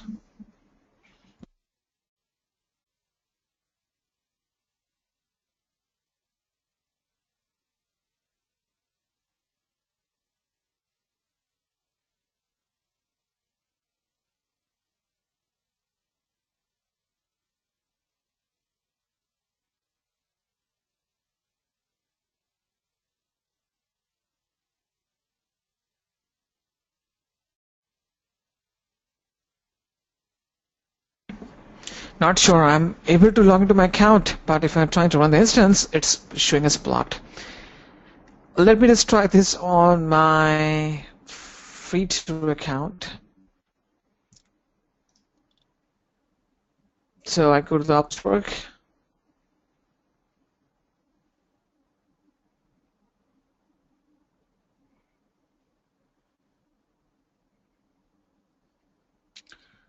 Add the stack. Shift 11 stack. My app. I go with the default settings. Add stack.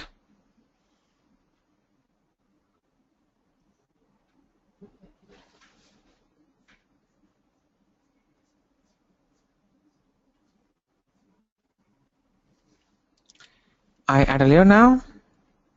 Choose the PHP app server. I'm using my free tier account. I add a layer. So hopefully it should work now. Add the instance. Uh, I'll go with, let's try to do that with T.micro. Let's give a shot. Add instance. I started.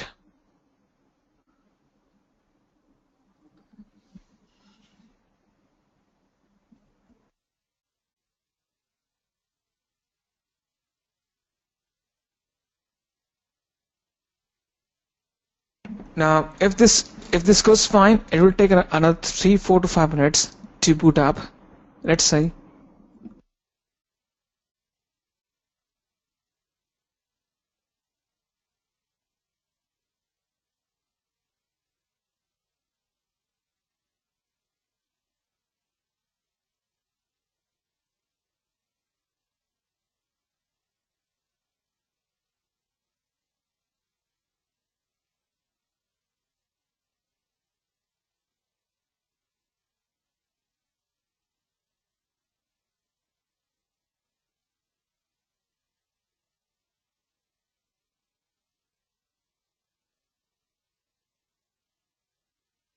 It's a good sign that we haven't received the error message so far.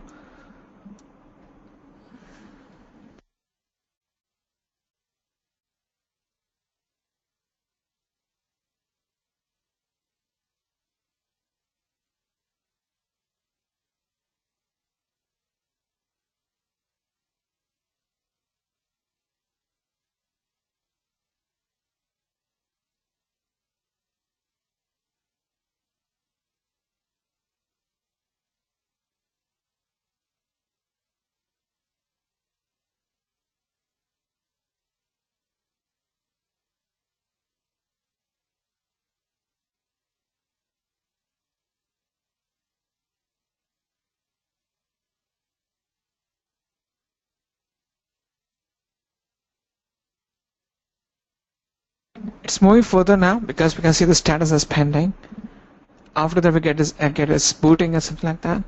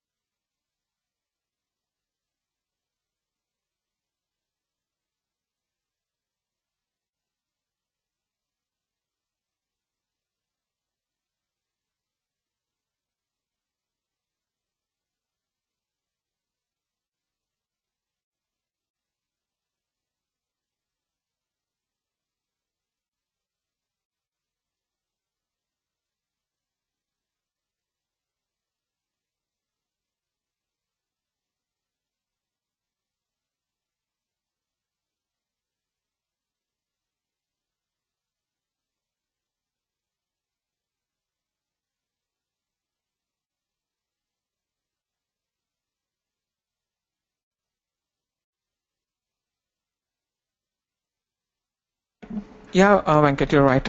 In the meantime, you can see the beanstalk. Uh, let's go back. I'm sorry.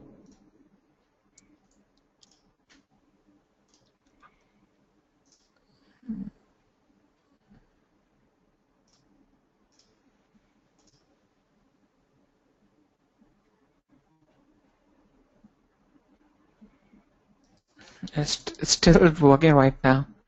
Not sure what's going on. I think if it continues for the next 3 or 4 minutes, it will eventually fail because it is not supposed to take so much of time.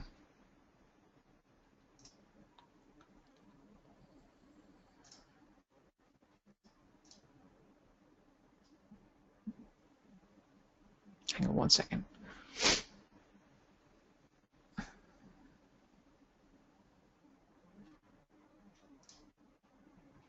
I think there's something wrong at the back end.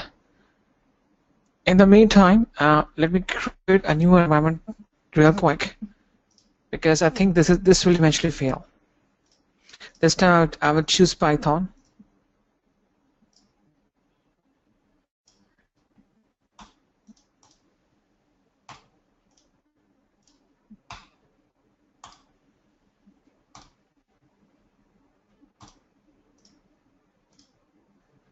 So I'm just launching a new environment to see if it works, because there's something wrong with that environment. It should not take more than 4 to 5 minutes of time to boot up properly.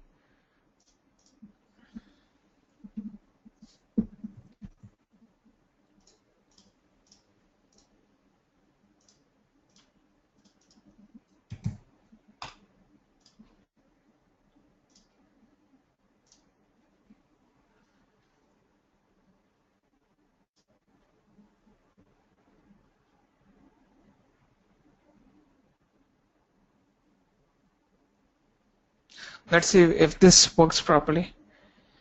In the meantime, let's go back to the PHP ops work.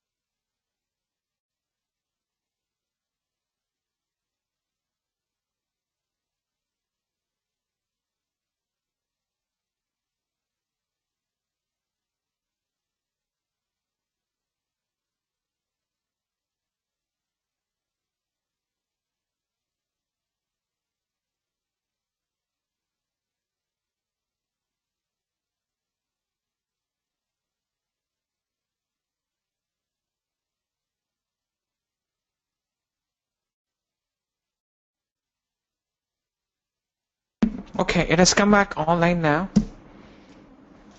It's up and running. Now I need to go to apps. Click on add an app. I just name it as my app. It will be a PHP app.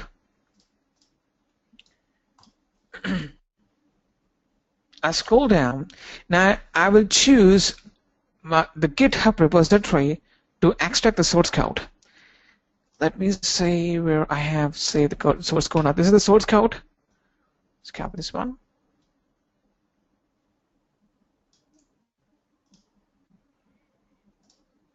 And copy and paste the GitHub repository URL from where the source code will be extracted. And that's it. I click on Add App. Click on Deploy.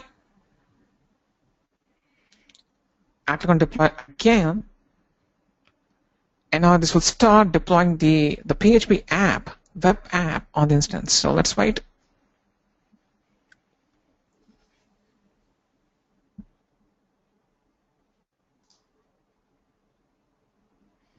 So you can monitor your layers from here.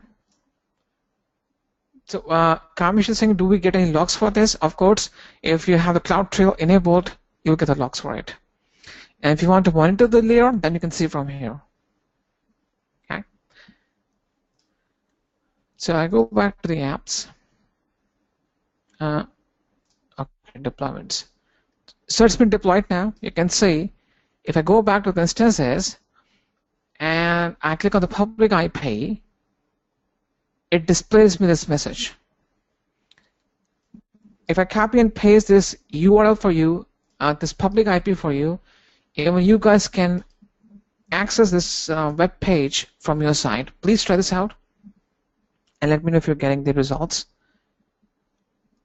So that's how the OpsWork help you to deploy the entire underlying physical infrastructure, the platform, and you can deploy an application upon that. Okay, that's how it works. All right.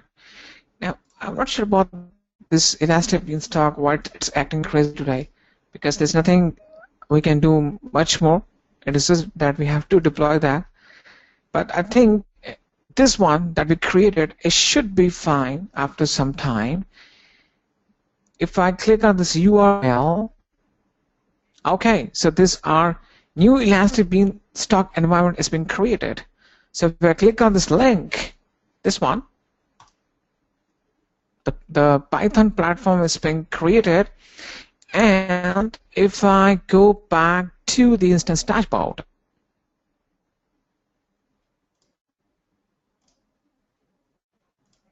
then I can see the instance that's been booted up. I have the Python platform now. I can run the scripts and install the application upon this instance. This one on the top. Now this one on the top, it's been launched by the OpsWork. This one down below, it's been launched by the Elastic Beanstalk. So I can very well log into it and start on the scripts and the commands to deploy my application upon that. All right. So this is about the CloudFormation, Beanstalk, and the OpsWork. Any questions? Any doubts you guys have? Now, I'm gonna give you the assignment for the CloudFormation, OpsWork, and the Beanstalk, so that you can practice this in the free time.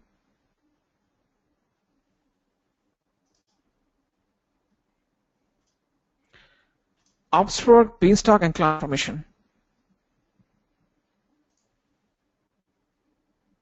So these are the 3 items you can access.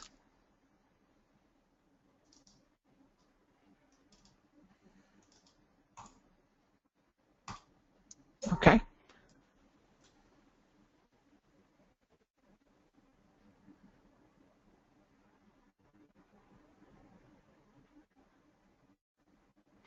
Kamesh is saying, where do we get the options to select from local directory? Local directory, I didn't get your question.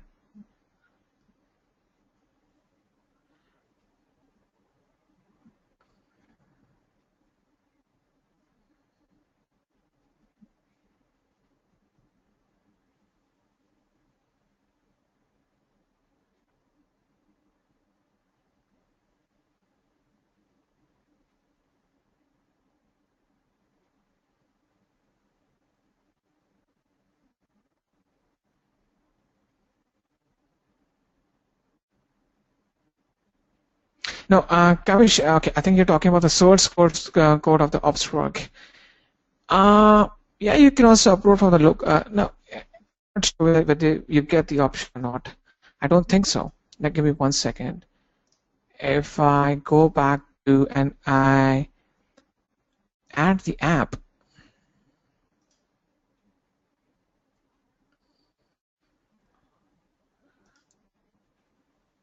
yeah. So the thing is that you can upload that WAR file if it's a Windows server that you for which you want to deploy the app. Then you can store that template or that WAR file that you're talking about on one of the S3 buckets. That you can do. Okay. Or might be you have uploaded that as a zip file on the Google Drive that you can extract that. All right.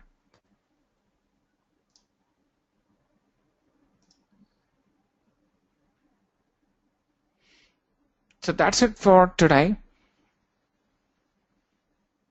I'm planning that we can have an extra session where we can discuss the white paper, at least 2 or 3 white papers, and then we can cover the real-time certification examination question and answers. We can discuss that. So I'm not sure whether you guys will be comfortable to take an extra session, a 3-hour extra session on this coming Saturday. That will be Friday as per the US timings. The timings will be the same, 8:30 to 11:30 p.m. as per the Indian time. So we will spend 2 to 3 hours to go through the white papers and some 30 to 40 question and answers that comes in the examination. So we'll spend half an hour time or 45 minutes for the white papers, and rest 2.5 hours for the question and answers. So I guess we are on the same page. If you agree, then I can have the support guys send you a special invitation for this coming Saturday.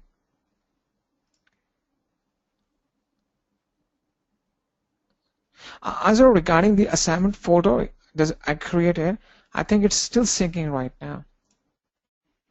So it will take some time.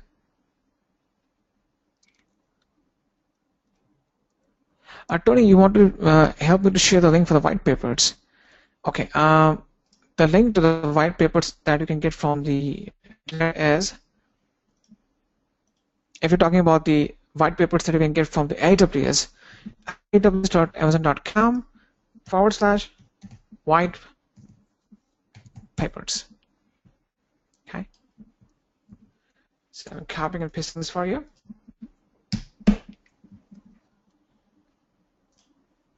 All right.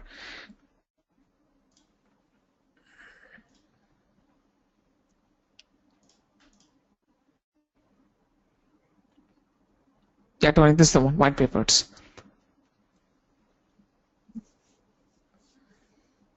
All right. So guys,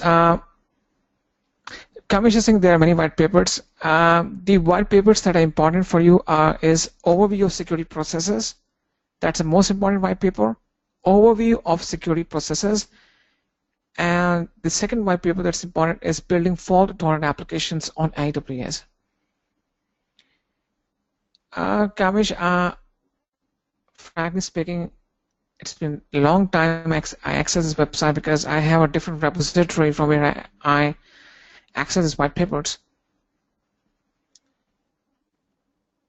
Give me 1 second.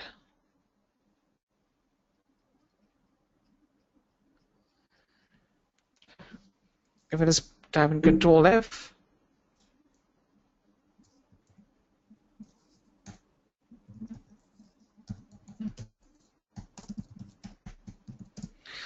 this one, overview of security processes, this one, if you just type in Control F, overview of security processes, this is the most important white paper of all. Expect at least 5 questions from this white paper, out of 80, at least 5 questions. Okay. The next one is building fault-tolerant applications in AWS. This one. From here you can't expect any questions because it's a generic level kind of a white paper that contains the concept of elastic IPs, load balancer, auto scaling, ENI, and so on. But that overview of security processes, please read that. Expect at least 5 to 6 questions from that white paper in the examination. Okay, so these are the 2 important white papers we're going to discuss on the coming Saturday. If you have the time in this entire 1 week, please go through that. Okay.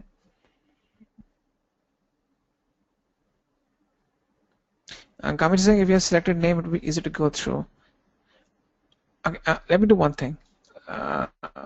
Let me copy and paste these names for you, so that you can browse that by the names. This is the first one, and the second one I'm going to type it for you. Overview of security processes. Okay. So these are the two important white papers.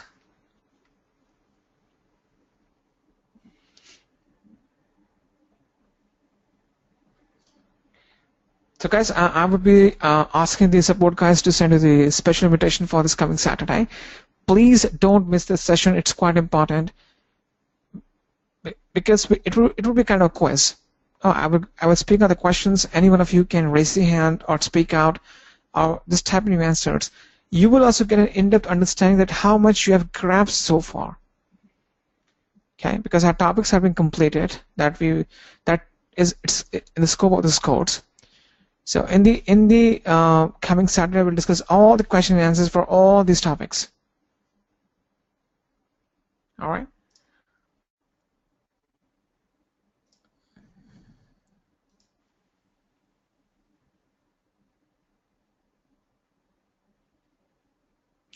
As I was saying, just checked again. I can see the 7, 3, and 4 only. Yesterday, also it was the same case, which was later resolved by you by adding my email ID.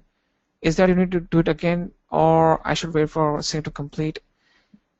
You can give me your email ID again, but I already added your name, so I don't think that I can add your name again.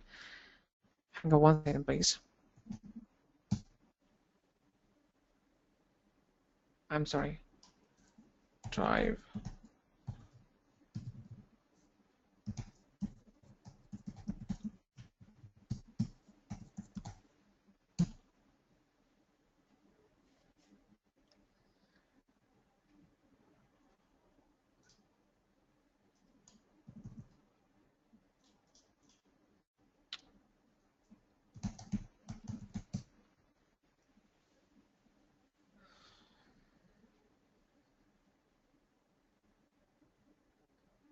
So I've already added your name.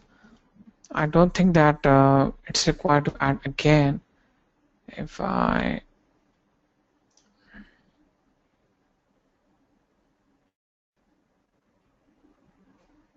so Azhar, your name is already been there.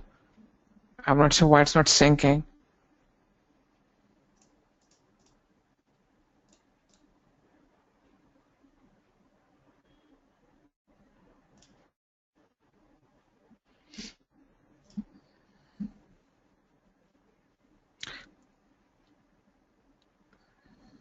Kamesh is saying, I feel mostly lost. VPC, EC2, ABS, RDS, IAM are core part to understand. Apart from that, also include ELB and autoscaling. ELB, autoscaling, ABS, VPC, EC2, RDS, IAM. If you have a very sound grip on these concepts or on these topics, no one can prevent you from clear this certification. You can very well clear the certification without any hassles. Normally, I've seen that people have the understanding that, oh, the more topics you will do, the more it will be easier for you to get this certification. It's nothing like that. Because I'm talking about the architect certification associate, not about the SysOps. For the SysOps, it's a different thing. For clearing the architect associate certification, these topics are more than enough to get a good score above 80%. More than enough.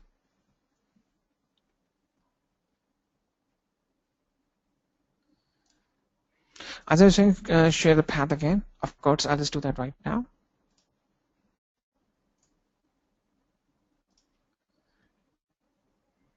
I'm just copying and pasting this link for you. I'm not sure many people face a trouble with the Google Drive. Might be I will try to access or make use of Microsoft OneDrive, because I've seen that it doesn't get synced up properly.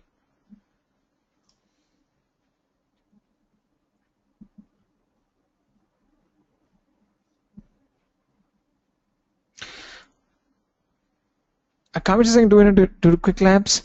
It's up to you, Kamesh. Actually, I have the quick labs account because it's been given to me by the AWS, because I'm the authorized instructor for them. So I have to showcase all the lab sessions on the quick labs. But frankly speaking, I don't recommend that because it's quite slow.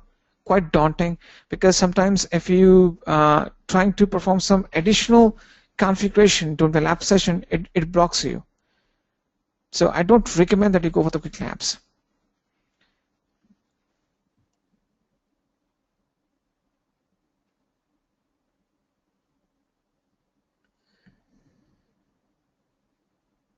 Tony is saying 3 folders. Tony, there should be more, yeah, there should be 3 folders. Within that, you have more subfolders. So in those folders, you have multiple assignments.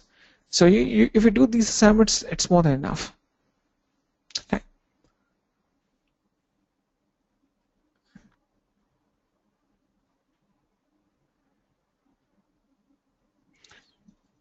Ramakrishna, I guess your name is also added over there. I don't think so that it needs to be added. It's already there. Let me see that.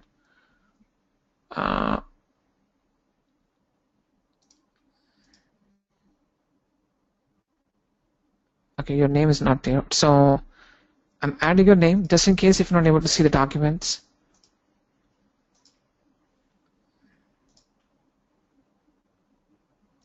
Tony, give me 1 second.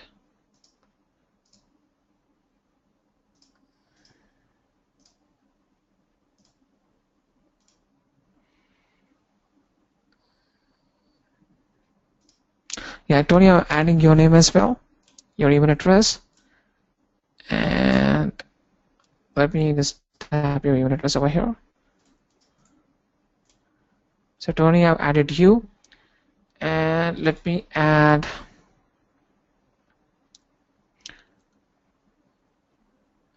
Azar. I'm adding you again. Let's see if this issue gets resolved. And let me add Ramakrishnan.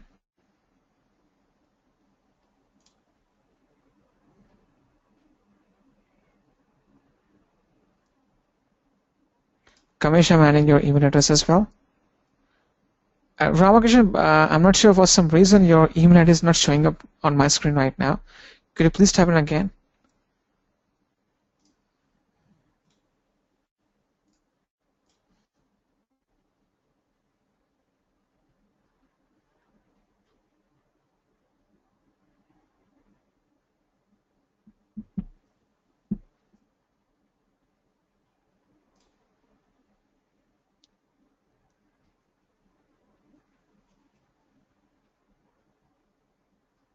Okay, thank you. I'm copying and pasting your email ID as well. And guys, one more thing. Please revise the concepts, right? Because there will be a quiz session on this coming Saturday.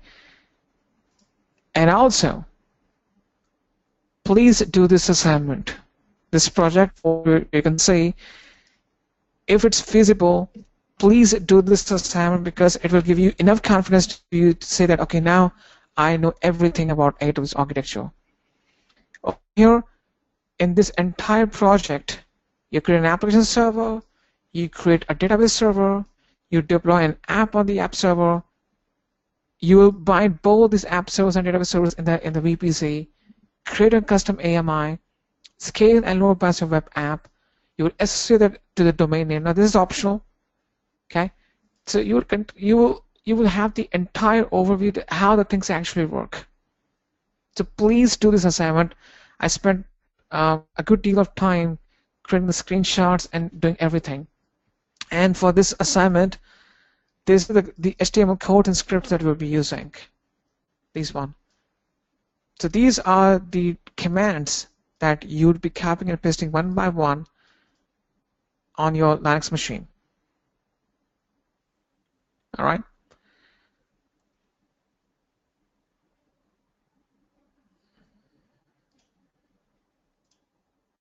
So this is a Drupal style that we'll be deploying.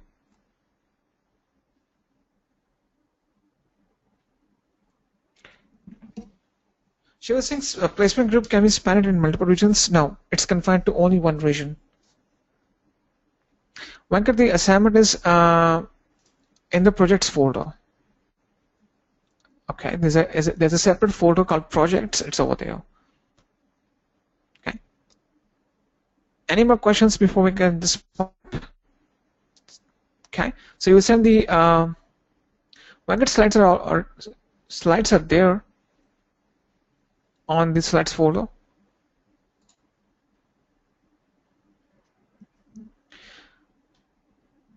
Shiva's stateless traffic means that stateless traffic means that does not contains the returning traffic information, whereas stateful traffic is only one directional.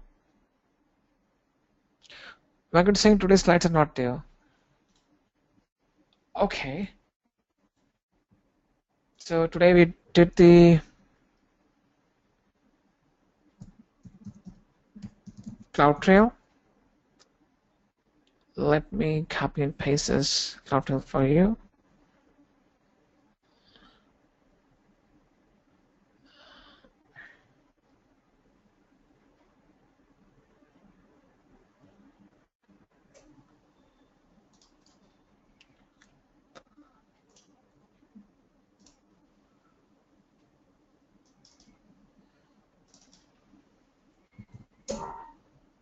CloudFormation.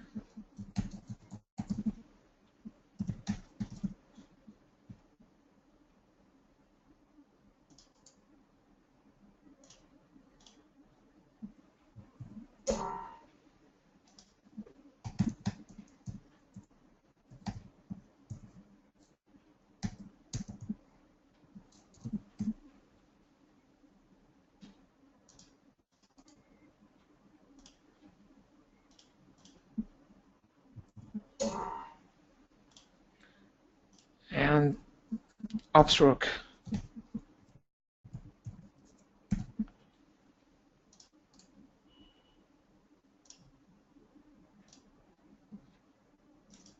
Okay, so the slides have been uploaded. That's it. So that's it, guys, for your time and patience. Thank you so much for joining in. We'll meet on the coming Saturday. You will receive a special invitation. So please don't miss the Saturday session. And last but not the least, once this session gets over, please fill the feedback form. All right, goodbye. Bye-bye.